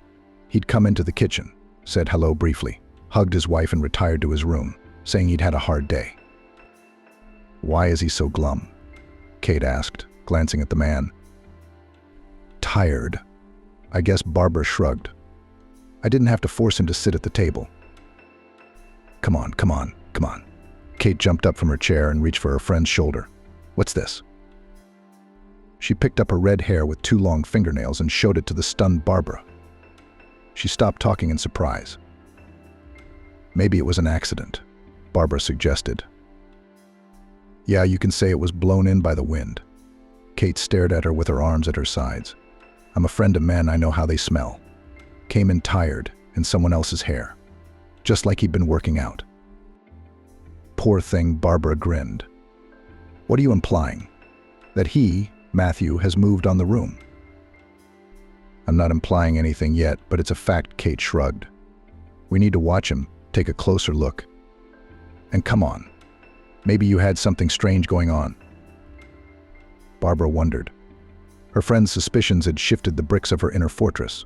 Just a little, but even that was enough to make the edifice faintly shake. Matthew had replaced the father she'd been deprived of in her life. He became both friend and husband at once. For the first few years they lived soul to soul, understood each other without words, and as if a whole universe was formed in the fusion of two different characters. Then they experienced several crises in their relationship. There were quarrels, as with everyone, but they quickly became the past. The last year they lived very measured, but loaded professionally. Both worked hard to achieve their goals. Maybe they were socializing less, Barbara speculated aloud. Is everything okay in bed? Kate questioned her. Well, maybe because of the work, maybe a little less, Barbara agreed. There, something's sticking. Kate nodded. It's just one hair, and already there's a lot of panic. Everything starts with a hair, said her friend with an authoritative thumbs up. I advise you to go through the pockets of his shirt, and in the laptop. I'm not sniffing shirts. What the hell are you talking about? Barbara was indignant, though subconsciously the doubt had already taken hold of her. Go to his workplace, Kate whispered conspiratorially. Maybe they've got a red-headed student intern there. They chatted for a while, and Kate started to get ready to go home. Oh, I almost forgot, she said. My salon is celebrating its anniversary. Come with your husband next week, Friday. You are my regular customer. Of course we will, Barbara nodded. Smell the shirts, Kate winked at her, gave her a kiss, and disappeared into the elevator. Involuntarily, Barbara began to look at her husband. Until Kate's words, she'd never thought of accusing him of cheating. Of course it was hard to believe, but doubts crept in. One evening Barbara did go through her husband's things. God, what am I doing? She asked herself when she actually sniffed his favorite Matthew shirt. It didn't smell anything suspicious. There was no foreign hair. Barbara calmed down and put Kate's words out of her mind. Kate is Kate, and my Matthew isn't like that. She had long ago accepted his job and the need to socialize with different people. Little did she know who the meeting might have been with. This is all silly. Mish, we're all right, aren't we? Barbara asked on the way to the cafe, not knowing why she was asking. The inner restlessness hadn't completely gone away. Yes, why are you suddenly asking? Matthew wondered. You can't tell me that Kate found a hair, Barbara thought. You've been away at work lately, and we haven't talked much. Barbara, but you know I have a lot of things to do and a lot of responsibilities, Matthew smiled. I'll get an assistant soon and relax a little. Oh. Here we are. Kate was waiting for them at the entrance to the cafe, looking drunk and in full battle paint. She was friends with the owner of the salon and had even bought out a small share of the business, so she could invite anyone to the party. Barbara sometimes wondered where careless Kate got the money, but the mystery remained a mystery. The mini-corporate party was a lot of fun. The women's company was diluted by a few men, the owner's husband, the masseur's boyfriend, and Barbara and Kate's husbands. Barbara didn't know her friend's new husband. She had only seen him at the wedding and didn't remember where he'd come from. Simon looked frankly bored. He constantly touched his champagne glass, sighed, and took part in the general festivities very languidly. The hostess raffled off certificates for free treatments among the guests. Barbara successfully won one of them and hurried to please her husband, who went outside for a smoke. She jumped out of the door and looked around puzzled. Only Kate was outside, talking on the phone. Have you seen Matthew? Her friend asked her. Kate put the phone away in her purse. Of course I have. While you were participating in the raffle, your husband poured wine on his pants and went to change his clothes, she shouted. And we have a delivery of new manicure tables. The idiots just mixed up the days. I rushed to the salon to receive. so that everything did not disrupt. Xiao. You two have fun. Kate jumped into a cab and sped away. A puzzled Barbara dialed Matthew. He confirmed that he had doused his pants, was changing, and would be back soon. Miss me? She heard a voice from behind her. Simon came out of the door. Barbara responded machine generously. No. They had said hello very crumply in the first few minutes. The girl wondered why her husband had not warned her and had left so hastily. Let's talk, shall we? Simon kept up. I don't know anyone here but you. There's nothing to talk about with these chickens in salons. They're all talking about manicures and new hair colors. He yawned tiredly and flicked his lighter. Come on, Barbara agreed, realizing she was in a similar situation. Simon asked about his work, his habits, his studies, only moving on to talk about himself. He complained about Kate, overtly or covertly. Barbara knew he was drunk, but for some reason she listened. She'd never talked to someone in such a way about her friend, as if she'd been given a glimpse into a secret suitcase. She cooks once a week, and it's impossible to eat, Simon complained. I'm used to home-cooked food, Simon sighed. My mom was a cook all her life, and here Ben from morning till night, do you want borscht? Cutlets? Pie she'll buy soldiers, or say, eat dumplings, honey yuck, but at night she wears makeup until 3 o'clock. Then why did you marry her? Cautiously switched to you, Barbara. She's beautiful, she's a pain in the ass. I couldn't take my eyes off her. When I saw her, everything reasonable changed in my head. But now I realize you can't eat beauty alone. Simon moved closer and whispered. I gave her money for a share in that damn salon for some reason. I thought she'd stop hanging around there and be home and earning an income. No way. Barbara felt sorry for Simon. She realized that his rose-colored glasses were broken. On the one hand, he'd seen who he'd married. On the other hand, beauty had always clouded men's judgment. I wish I had a wife like you, Barbara, Simon said, looking into her eyes. A calm, responsible, domestic wife, ready to raise children, not plaster chickens in front of the mirror. Barbara endured and climbed out of Simon's palms, who had already managed to get a grip on her fingers. I don't think this is a good idea, the girl cut him short. It's time for us to go back inside. She turned and walked quickly into the cafe. Her heart was pounding frantically. There was bewilderment and awkwardness in her mind. Barbara sat down in her seat at the table and poured half a glass of wine. Should she tell Kate what had happened? Complaints, harassment, and innuendo. Kate would start questioning him. They'll fight. They'll have to rehash the whole thing. No, let them deal with their own problems. Barbara sipped her wine and reached for a sandwich. For some reason, she felt very bad. She wanted to hug Kieran. He'd disappeared for some reason. She called. Her husband answered that he was almost there, but he was stuck in traffic. Finally, he walked into the cafe in jeans and a t-shirt. About 10 minutes later, a panting Kate burst in. She was desperately arguing on the phone with someone. What kind of idiots are these? This isn't a company, it's a silent horror. Kate threw the phone with force on the table next to her. Not only did they show up on the wrong day, but they almost hurt me. She pointed to a barely visible bruise on her elbow and an abrasion on her forearm. I'm sorry it took so long, Barbara. Kieran hugged her from behind. The traffic would drive you crazy. Why didn't you warn me? Barbara asked. I was standing in the middle of the hall with, pardon me, wet pants. Kieran waved his hands guiltily. I didn't have time to talk. I hurried to the car and rushed to change my pants. Kate continued to murmur and fuss nearby. Barbara calmed down a little when she felt her husband's hand on her arm. At the other end of the table, Simon sat silent and glared at her through the wall of a clear glass. Several days passed. Barbara was finishing up her work at the clinic. Her mood was good. The last 8-year-old patient had been a delight to her with his bravery and resilience. He even hugged the doctor's aunt goodbye. And under his mom's proud gaze, embarrassedly said thank you.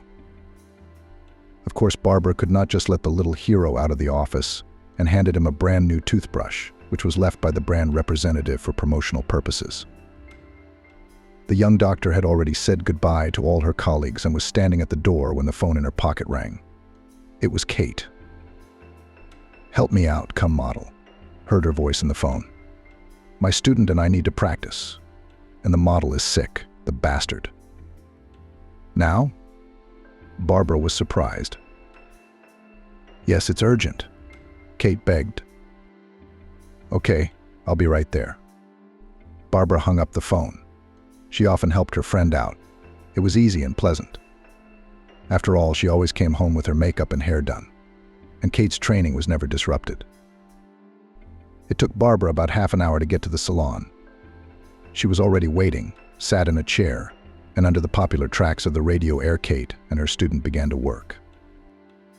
The friend was scattered in another gratitude and scolded the irresponsible student model, who did not come.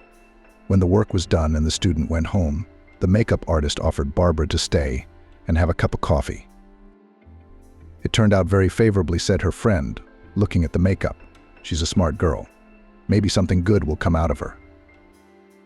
Barbara clapped her eyelashes theatrically. She turned to one side or the other. At the same time, she caught a glimpse of the old manicure and tables. "I thought you said your tables were going to be replaced?" She stared questioningly at her makeup artist friend. "Where are they?" "They turned out to be defective. We sent them back." The makeup artist waved her hand. "What, all at once?" Barbara wondered. "They all had scratched countertops. I told you, those idiot movers were banging them against each other like crazy." The makeup artist waved her hand. "Pull the brushes. Fucking detectives. They only spoiled our holiday and frayed our nerves." "Did they hit you with the tables too?" Barbara nodded at the greenish bruise on the makeup artist's elbow. "Yeah, the makeup artist didn't even look at her arm. They opened the door.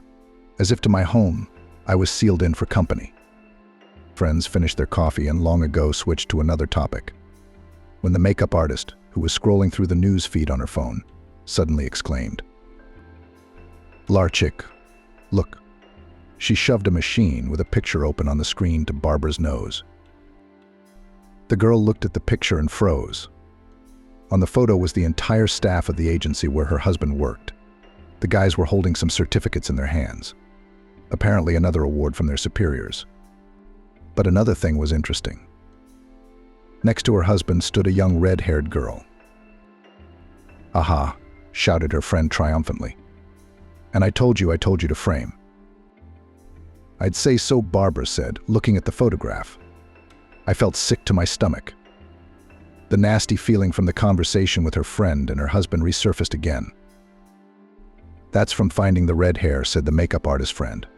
"It's okay, we exposed him." She clenched her hand into a fist. "If anything, we'll be the first to file for divorce." "What divorce?" Barbara jumped up. Her face was burning. "It's not clear yet." "It's clear as day," her friend said authoritatively, folding her arms across her chest. "Your husband's on the prowl. We've got to go over there and rip that redhead's hair out." Barbara clutched her temples with her hands. "I don't believe in this nonsense." "Okay," agreed the makeup artist. "We'll watch him very carefully this week. Men always leave their fingers in the details." Barbara nodded. She wanted to hint to her friend about her boyfriend's behavior, but she didn't. She could say too much out of resentment, especially since the makeup artist was just drawing her own conclusions, a bit obsessive. But so far there was no one to take offense at or for. Barbara's husband was behaving normally. The makeup artist began to surreptitiously follow her friend's husband, something she normally never did. Until that day, Barbara thought that there was no point in restricting the freedom of a partner, forbidding something, scandals or jealousy scenes. She had realized this in her student days. Although she loved her husband very much, admired him as a man and a person. The more you control, the higher the probability of the opposite effect, she pondered. And to arrange emotional swings with yelling at her husband is a noisy and dangerous task. Scenes and emotions are enough for him at work. At home he wants peace. He said so himself. During the day, the young editor, like a chameleon, adjusted to anyone who came into his office, and in the evening at home he wanted to be himself. Feeling like a delinquent schoolgirl, Barbara rummaged through her husband's backpack, his notebook and notebook while he was in the shower. On the pages of the notebook, she found a list of phone numbers and women's names. In his jacket pocket, a strange pink-colored pen. Her heart pounded loudly, echoing in her ears like it had been covered with a bucket. "What are you doing?" The husband stood in the doorway, staring at his wife in amazement. Barbara froze with the evidence she had found in her hands. "Are you accusing me of something?" Kieran folded his arms across his chest. "What is it?" Barbara jabbed her finger at the list of numbers. "Are these the candidates for the assistant position?" Her husband shrugged indifferently. "I was interviewing last week. I wrote everyone down here." "What?" "I wrote these down." Kieran waved a pink pen in the air. "First with mine. Then I ran out of paste and Stacy lent me her writing utensils. What's the problem?" "Why are you going through my stuff?" Kieran glanced around at the slight mess on the desk. His nostrils were dilating. Barbara felt like a fool. She muttered something under her breath, slipped the notebook and pen to her husband, and left for the kitchen. His explanations were convincing, but the worm of paranoia continued to gnaw its way through her thoughts. Barbara crushed her whiskey with her hands and sat down at the table in the kitchen. She grabbed her phone and texted Kate about what had happened. The makeup artist didn't believe her friend's husband's excuses and offered to follow up with him just in case. Barbara looked at her schedule, figured something out, and texted back. "Do it." "Where?" She went to bed late. Kieran was already on his 10th nap when she finally settled down. Before doing so, Barbara had spent a long time gazing into her sleeping husband's face, trying to find answers to her questions in him.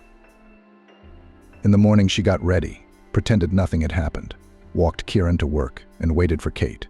Her friend arrived just as Kieran rolled out of the yard. Dunkate's voice was filled with a poorly concealed excitement, as if she'd been waiting a long time for permission. "I have a choice." "Look," Barbara looked at her. "Put your seatbelt on in the car." "Well, you might not like what you see if you see anything," Kate corrected herself, shrugging. "But I'd rather not see anything, of course." "He's gotten kind of distant," Barbara murmured as they caught up with Kieran on the road and pulled a few cars ahead of them. "He seemed fine, but something was wrong." "That's how it starts," Kate nodded, gazing down the road. "First they're in love, and then they start lying. They can't fool our feminine instincts." "Did your previous husband cheat on you?" Barbara suddenly blurted out for some reason. Kate jerked faintly at the wheel, so caught off guard by the question. "Sami, was he cheating?" "Very likely," she said uncertainly. "But I didn't care. I went on dates. I realized I was sick of Sammy. I wish I'd told him when I'd filed for divorce in bed." "Aren't you afraid that Simon might cheat on you?" Barbara was so emotional she could barely contain the urge to tell the truth. "Simon? Please." Kate waved her hand, instantly relaxed. "He's head over heels in love with me, like a dog, always waiting." "Is he that in love?" Barbara muttered to herself so Kate wouldn't hear. They pulled into the parking lot outside Kieran's work. His car was already there. There was a long ambush ahead. Kate promptly ran to the nearest stall for coffee and scones. Napping in the car took until lunchtime. Kate nudged Barbara in the shoulder as Kieran came out of the agency with the red-haired girl from the photo. They got into the car and got ready to drive out. "Let's go, lovebirds. We'll get them now," Kate muttered excitedly, twisting the steering wheel. Barbara watched her husband's car with bated breath. She recognized the girl in the photo. Kieran had said it was his assistant. But was it just that? The answer to that question loomed somewhere on the horizon. The editor and her companion made a trip to the city's utility and stationery store. On the whole, there were no provocative moments, except for opening the door for the girl. She carried a folder with documents, sometimes asking Kieran something or answering the phone. He hardly ever took his eyes off the phone, even while driving. "Yeah, he's holding the door for you," just in case Kate noticed Kieran's gesture, almost mockingly.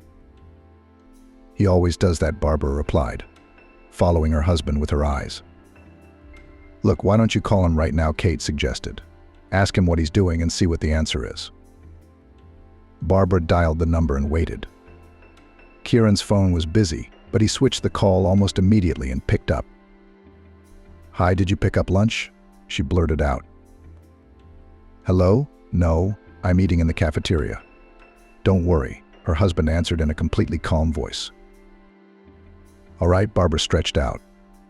"How's the day? Are you socializing for work?" "Yes," came the reply. "Why are you calling?" No reason, Barbara lied, suspecting that her husband had suspected something. "I'll see you tonight. Bye." Kate listened to the conversation with her arms folded across her chest. He didn't say he was traveling with a woman. She waggled her eyebrows expressively. "He's hiding, all right." Her wooden confidence pierced the last shield of doubt in Barbara's chest. Why the hell does he even need an assistant? Kate snapped her hands together in indignation. It was like he'd spent 2 years cooking and doing everything himself. And here, all of a sudden, the ambition of the head of the brain. "I don't know," Barbara said, staring blankly out the window. "Tired, I guess." "Yeah, from work or from his wife," Kate said wryly. Kate drove home, leaving Barbara alone to deal with the aftermath of the evening. "Are you white or red, drinking?" Kate asked mischievously before leaving. That evening, Kieran found the 2 drunken girlfriends at home. Barbara couldn't get Kate out of the house for about an hour. She asked for a drink for a nightcap. Then she was hugging. Then she lost something in her bag. Finally, Simon arrived and took his raging wife himself. He cast an interested and questioning glance at Barbara, and they left. At that moment, her husband seemed to Barbara the best and most innocent. She fell dreamily asleep, hugging her pillow, whispering something with only her lips. Kieran sat in the chair and waited for his wife to fall asleep. He did not scold her, did not lecture her. He only set the alarm clock, put a couple of pain pills on the table, and put a glass of water. Then he went out, hesitating briefly in the doorway, as if in doubt. But the second confusion lasted only a moment. The man looked at the sleeping Barbara, nodded to himself, and closed the bedroom door. After that evening, Barbara became nervous and irritable. She began to be late for work. For the first time, Barbara snapped at a patient who drove to her from across town. "Barbara, why don't you take a vacation?" The receptionist girls at the front desk asked sympathetically. "Can I take a vacation?" the doctor replied, wrinkling her forehead tensely. She was beginning to notice a cooling in her and Kieran's relationship. He hugged her dryly. He forgot the usual little things, or he dropped her calls and returned them himself. Barbara remembered the way the other female students had looked at him during their studies. Kieran had always stood out. He was passionate, charismatic, had a great sense of humor, and a sharp mind. Next to him, she sometimes felt she was falling short. Over the years, Kieran has not lost any of his appeal, and even became brighter. "You've got a paycheck today. Go to the mall, buy yourself something, a dress, shoes, and the mood will improve," advised a colleague, Barbara. It was a good idea. In all the commotion, she had almost forgotten that it was the height of summer, and that she didn't have to be cramped in stupid jeans and the infamous t-shirts. Barbara called Kate and suggested that they go shopping together after work. But her friend cited busyness and declined. At the mall, the windows were full of sales and posters, mannequins towering between the rows of clothes. Barbara remembered the pants and styles of dresses Kate had recommended to her the day before and began to walk along the racks. After choosing a few options, she went to the fitting rooms. What a pleasant surprise. She heard behind her as she came out to assess her outfit in the large mirror in front of the booths. Barbara turned around and saw Simon. The man had wandered into the mall, apparently for the same reason I had. A closet update, she thought. "Well, this is a surprise," Barbara grumbled. "Hello, Simon. The dress fits perfectly." The boy gave her a thumbs up. "Take it, don't hesitate." This time he was fresh and had a positive attitude. Old memories that had lived along with his appearance slid unpleasantly down her back. "Barbara, I wanted to apologize," Simon began, putting his hands behind his head shyly. "I got drunk in that cafe because I was nervous and tired. I was talking nonsense. I'm sorry, I acted like a total asshole." Barbara was surprised, pleasantly surprised. "It happened," she said. "What are you doing here?" She glanced at the store, as if to confirm the question.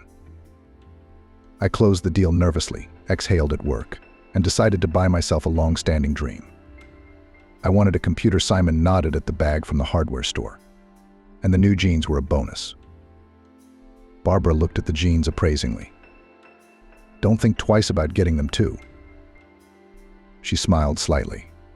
Even this sudden company in Simon's face was good for her for some reason. Maybe it distracted her from her obsessive thoughts. Maybe she needed a counselor, or maybe it was something else. "Kate's all worked up, and she won't come with me," he said as they left the store. "Busy with me today," too, Barbara confirmed. "How about some coffee? Or was there something else you wanted to buy?" Barbara thought that the underwear shopping would have to be postponed, and nodded in agreement, approving the coffee idea. In the cafeteria, she tried to pay for it herself, but Simon was the first to arrive and put a fragrant drink and a small dessert in front of her. Barbara hadn't ordered the latter. "Oh, come on." As a friend of a best friend, Simon said, "We're practically related." He didn't have time to say anything before he heard a text message from the bank. "Why?" Simon stared sourly at Barbara, looking at the balance on the card. "Almost, but not related," she commented briefly. They chatted, then went back down to the shopping floors and wandered for a long time, picking out one pretty thing or another. Barbara felt that she was enjoying Simon's company. He didn't play the fool like he had in the cafe, but was cheerful and relaxed. At the same time, he talked about all sorts of funny situations at work, reminisced about old friends and years of schooling. There was even room for a story about Simon's childhood in the village and his happy vacations. Listening to all this, Barbara did the most important thing: distracted herself from obsessive thoughts about her husband's love. Barbara realized it was time to go home. The time was approaching evening. She hailed a cab as they stood at the entrance to the mall. "Thanks for the company on the shopping trip," Barbara smiled as the cab pulled up. "Thank you for the pleasant walk. Maybe we could do it again sometime." Simon opened the cab door for her. "This probably isn't the right thing to do," Barbara said. Simon gave her a quick peck on the cheek and said, "Well, you're a big girl. It's time to get your priorities straight." Barbara drove home. Stunned, outraged, all the emotions of the last few days were mixed up in her. Resentment toward her husband, worry about their personal life, irritation, and in all of it, there were sparks of hints from Simon. It's wrong. It's not right that she's having coffee with Kate's best friend's husband, who's making ambiguous innuendos to her for the second time. Why? Well, of course she knows why. She knows she loves Kieran too. She knew that she valued Kate as a friend and a loved one. And she knew she wasn't ready to go along with what Simon was veiledly offering her. Plain and simple. But then why was she flattered by his attention? Wasn't it compensation for a grudge from Kieran? How long had it been since he'd spent nearly half of his day off with her? The more Barbara thought about it, the more the questions became, leading her down a dead end. "Tomorrow I'll talk to Kieran straight," Barbara decided, "and tell Kate the truth about her husband.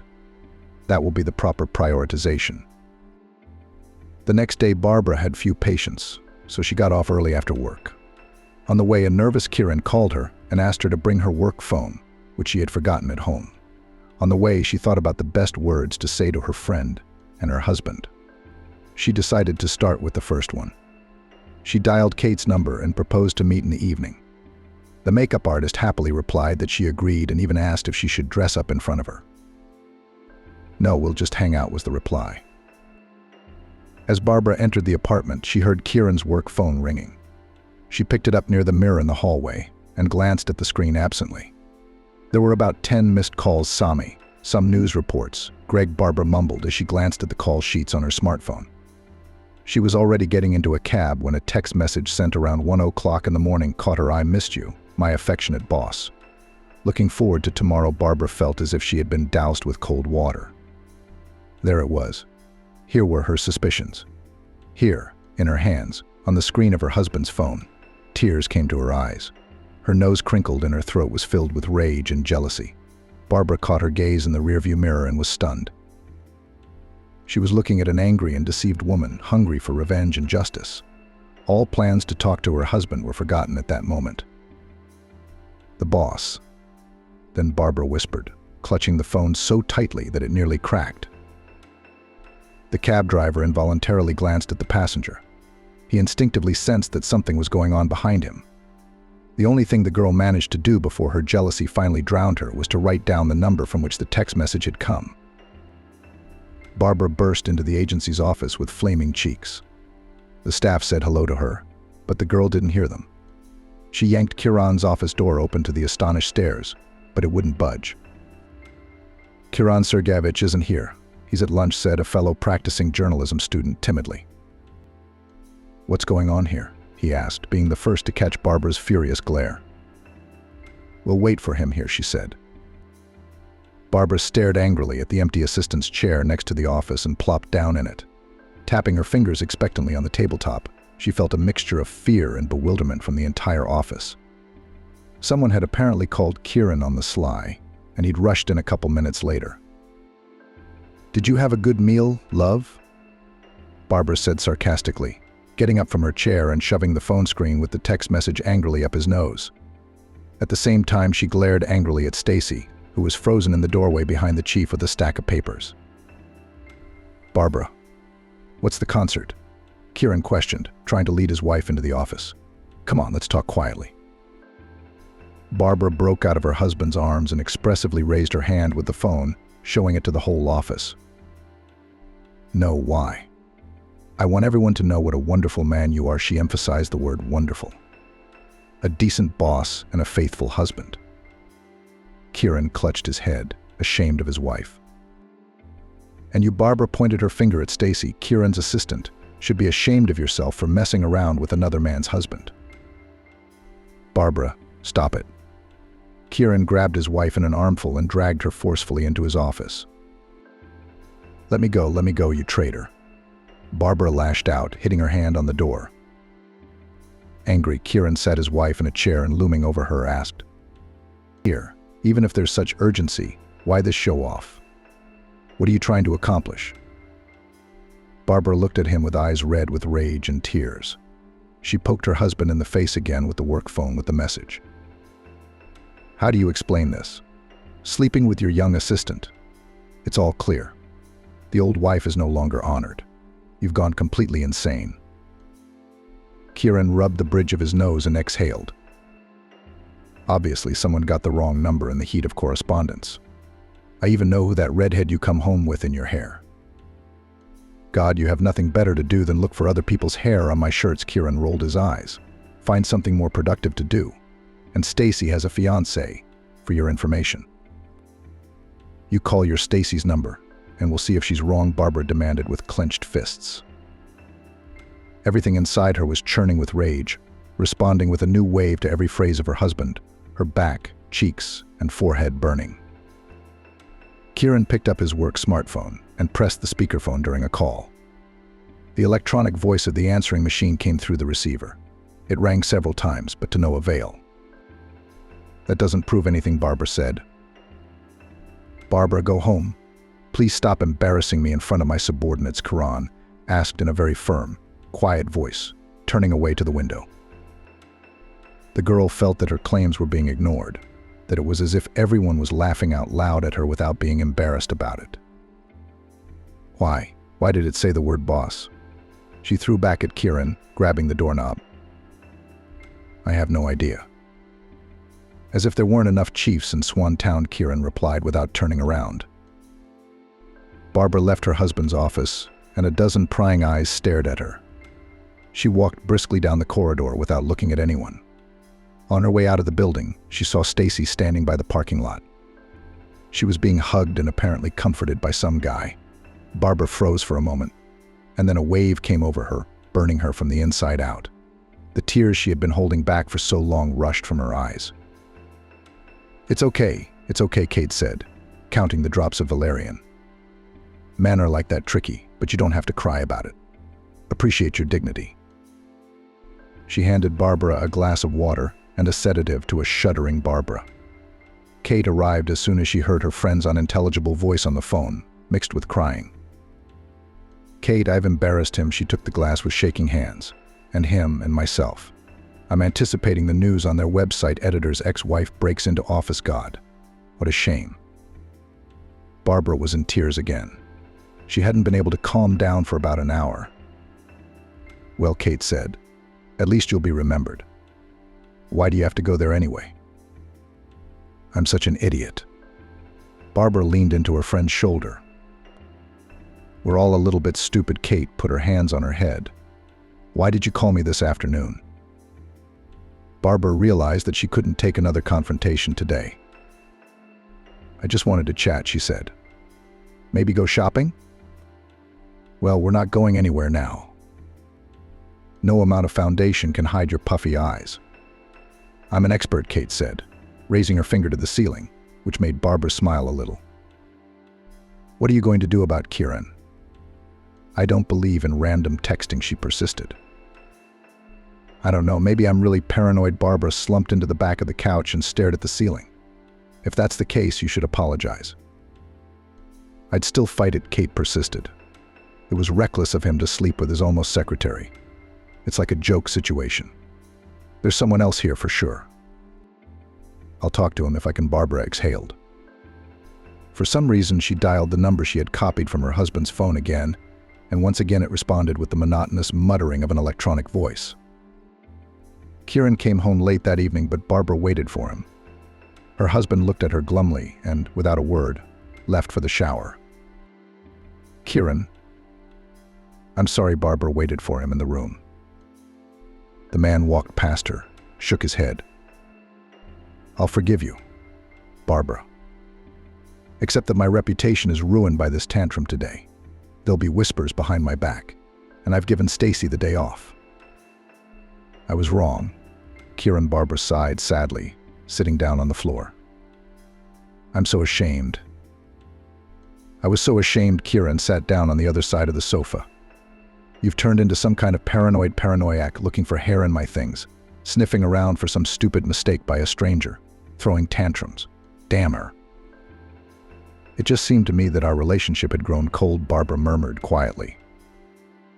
When it seems, my dear, it's customary to be baptized, said Kieran. Have you decided to play the jealous wife? The idea had failed. But Kate said. Barbara began. Would you and Kate be in the yellow ward together with such ideas? Her husband came at her again. She's listening to someone who can't see what's under her nose. But she advises you, and God forbid she herself has a husband who walks left and right. Suddenly Kieran cut himself off, half-phrased. It seemed that he had said something unnecessary, and now he was trying to take it back. Barbara's ears perked up. She squeezed the bridge of her nose with her fingers and covered her eyes, trying to calm down. And anyway, don't talk to Kate about any of that nonsense. She's a bad influence on you, he said at last. Kieran stood up and left the room, signaling that the conversation was over. Barbara was left sitting alone in the dark, confused and full of doubt. Kieran knows something about Simon, but he keeps quiet. Male solidarity. Why is he suddenly so set against Kate? She thought. Barbara paid no attention to her husband's apparent coldness and his unwillingness to address the problem and forgive her. A week passed. Life went on as usual. Angie, the head doctor of the clinic, informed Barbara that she and 2 other young dentists were going to a 3-day conference in another city. The girl was even a little relieved at this turn of events. It might help to take her mind off her worries, although outwardly Barbara had no reason to worry. Her husband was friendly to her. Kate still called and chatted non-stop about everything. The patients hadn't diminished, but the appearance of well-being hid Kieran's frightening coldness, the fading passion, the exhausting work that took up all her energy. Barbara could never find the strength to talk to her friend about her husband. She had no proof other than her own suspicions. I should get my family in order first, she thought. Kieran agreed that the trip would be good for his wife, and even bought her a train ticket. Go have a rest, listen to intelligent people, relax and get rid of all the nonsense from your head, he told Barbara, while she was packing a travel bag. The train swayed gently on the tracks. Barbara rarely rode trains, and every time she did, it was a surprise. Her colleagues were arguing animatedly. Nearby, glasses rattled under the clatter of the wheels. Maybe Kieran's right. I am overly suspicious. We've been together since we were 18, and there's never been any cause for jealousy, Barbara thought, looking out the window at the fir trees that flashed by at the station. And how many girls at the university were hanging around him. I didn't care much about it then. Yes, it was Kate's way of panicking herself and others. Whether it was the monotonous rocking that chased away the bad thoughts or the atmosphere of the trip, Barbara was in a pleasant mood.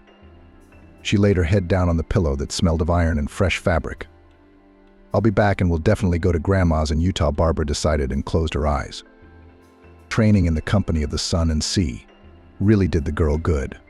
In the morning, she and her colleagues listened to seminars of experienced doctors and presentations of new materials, and in the afternoon they went to the beach to sunbathe and swim. The sea climate and fresh air seemed to erase the worries from her mind. Barbara thought about how she would return home, how she would tell Kieran about the trip, how then the two of them would go to the place where malachite was mined. It's a shame Kate isn't with me, the girl thought, watching the waves.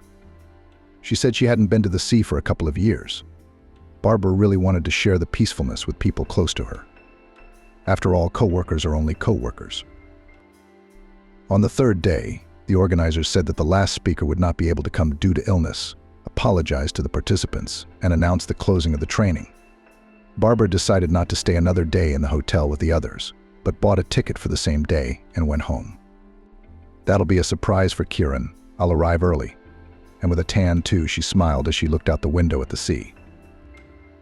The train arrived at its destination early in the morning. On the trip, Barbara had a nice chat with a neighbor and her 9-year-old grandson. Granny treated the girl to fruit and enjoyed listening to her stories about her work, remembering her own youth. The morning city was just waking up. The air washed by the night rain was not as warm as at the sea, and even a little fresh. Outside the cab window were still sleepy alleys and early joggers in the alleys. The first rays of sunshine dispersed the mist, the remnants of which played in the puddles, and the drops glistened on the bushes and tree branches. The cab driver helped Barbara unload her bag, wished her a good day, and drove off after the new passengers. She thought about how she would now go up to the apartment, go in quietly, and get into bed with a sleeping Kieran. How nice that today was her husband's day off and they could sleep through lunch together, then make coffee and talk about their upcoming trip. Barbara quietly turned the key in the lock so as not to wake Kieran. Quietly, she entered the apartment and, barely seeing the familiar hallway, was taken aback. All the good mood she'd brought with her from the sea had gone down and shattered into tiny pieces. Her heart was pounding like the wheels of the train that had brought her back here. There were shoes lying in the hallway that she would recognize out of 100. They'd bought them together last year and picked up the last pair in town. The shoes had been Kate's. At the mirror, however, Barbara saw her keys and an equally all too familiar car key fob. For a moment, a naive, childish thought crept into her head: what if something had happened, and Kate had come to ask for help? But that thought was immediately smothered under the pressure of the obviousness of what was happening. From the bedroom, Barbara heard soft voices. It seemed to her that her heart was pounding so loudly that the neighbors could hear it. The girl crept quietly to the door and froze, listening to what was going on behind it. I almost talked him into leaving, Stacy completely said a familiar female voice. The divorce will be finalized as soon as the official deal is done, Kieran's voice replied. Same day, the woman confirmed. And when are you going to file the papers? There was a sigh. I think. The idea of a fake affair had failed. Barbara entered the apartment before she could turn the key. There were shoes lying in the hallway that she would have recognized out of 100. They'd bought them with Kieran last year and picked up the last pair in town. The shoes were Kate's. By the mirror lay her keys and a familiar car fob. For a moment, a naive thought crept into my head that maybe something had happened and Kate had come to ask for help. But that thought vanished immediately under the weight of the obviousness of what was happening. Quiet voices came from the bedroom. Barbara crept to the door and froze, listening. I almost talked him into leaving, Stacy completely said a familiar female voice. We'll get the divorce finalized as soon as the official deal is done, Kieran's voice replied. The same day, the woman confirmed. And when are you going to file the documents? There was a sigh. I think. The fake treason idea failed, Kieran said with annoyance. It failed because someone left their work phone at home. A woman's voice interrupted reproachfully. I've been working her as hard as I can. A little more, and she would have filed for divorce herself. And we would have gotten away with it. And now it is necessary either to speak in the forehead or something else to think up. Head on, came the answer after a pause. It's a pity. I don't like her as a woman, but as a human being I pity her. And to make a show is not pitiful. With a chuckle said the interlocutor. The lesser of two evils. My choice, the man's voice said with a chuckle. Barbara clamped her hands over her mouth, feeling the corners of her eyes moisten. A wave of cold rolled down her back. Her cheeks flared with heat, and her throat felt like it was being squeezed in the grip of an invisible hand. The realization came in pieces, each one more repulsive than the last, burning away all the good inside like acid. Kieran, you and I met back in college. Kate's voice was quiet, ingratiating. But you were too right then, and I was too stupid. But if it had worked, there wouldn't have been all these years, divorces, other husbands, and everything would be easier now. We'd be living abroad somewhere by now. If it works out, it will, Kieran confirmed. We'll manage the salon and the agency remotely. Barbara felt her tears wet her shirt, leaving a hot, wet trail on her chest.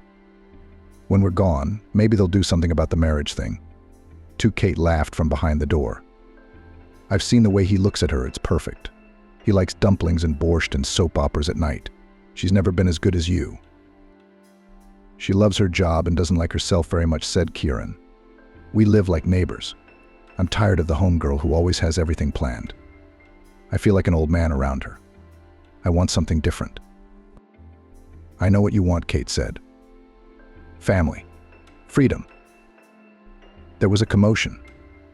Barbara sat against the wall outside the door, shaking with shame, pity, disgust, resentment, and a sense of betrayal by the two people she thought closest to her after her mother. The cold hands of reality finally closed around her throat. She jumped up and flung herself out of the apartment. Out into the street, into the morning. Barbara ran and ran, fleeing from the shame and embarrassment she had lived in for so many years. She was disgusted with her own existence and wanted to forget, to erase her memory. To go back 10 years, to not reach out, to find others, to send the smug Kieran away. Every year that passed felt like it was whipping her in the back, leaving deep wounds and causing the pain to grow worse and worse. Tears covered her eyes, everything was cloudy and barely recognizable. She stopped to catch her breath and ran again. Passers-by heard her screams, but Barbara neither saw nor heard them. She wanted to hide from this vile feeling, from herself. Girl, look out. It was the last scrap of reality that imprinted itself on her memory before pain and darkness consumed her. The peaceful sounds of a squeak snapped Barbara out of oblivion. She thought irritably at first, what's that nasty squeak that sounds like the trills of an electronic alarm clock from the 90s? Her eyes opened with difficulty. Her body felt like absorbent cotton. My right leg felt like it was made of stone and wouldn't move. My entire right side responded with a painful tingling sensation when I tried to turn around on the bed. My head was buzzing. Good morning. You're finally awake. Barbara, the woman in the white coat, greeted her. Barbara looked around and only then realized that she was in a hospital bed. What happened to me? She looked at the leg in a cast sticking out from under the blanket. You were hit by a car, the doctor said, looking at the paperwork. I'm surprised you got away with a broken leg, a mild concussion, and moderate bruising. Others in such cases are put together in pieces. Were you born with your shirt on? The family will be happy to know you're on the mend. Not all the family. Barbara turned her back to the wall. Will someone come to call your relatives? The doctor asked. Tell my husband that I was hit by a car and died. I can't go back. I don't want to see him again, and I don't want to see her ever again. I beg you, Barbara said without turning around. The doctor shook her head. If they come, don't let them in my room, Barbara added. The hospital was dreary, but the walls with the Red Cross seemed to distract her from the painful thoughts of what had happened. The physical pain didn't seem to bother her as much as the tearing of her soul. The mother rushed to the hospital half an hour after the call. She was first upset, then cursing, then crying at her daughter's bedside. Barbara told her everything she had heard that morning. Lexi left her daughter's room, slipped the nurse's boxes of candy, and threatened to complain to the head doctor, ordering her not to let anyone with names beginning with the letters M and K see her daughter. Barbara blocked the numbers of her husband and the lying friend. She asked her mother and a coworker friend to pick up her belongings from her husband's apartment when he was away. Doctors said rehabilitation would take about 3 weeks. The fracture would finally heal in 3 months. One day there was a knock on the room door. Barbara thought it was one of the staff, although they usually didn't bother to knock. "Come in," she shouted, not taking her eyes off the magazine her mother had brought. "Hello, Barb," came a familiar voice. Simon stood in the doorway with a bouquet of flowers, and when she saw Barbara's robe thrown over her shoulders, she had mixed feelings. Seeing her ex-girlfriend's husband reminded her of what had happened.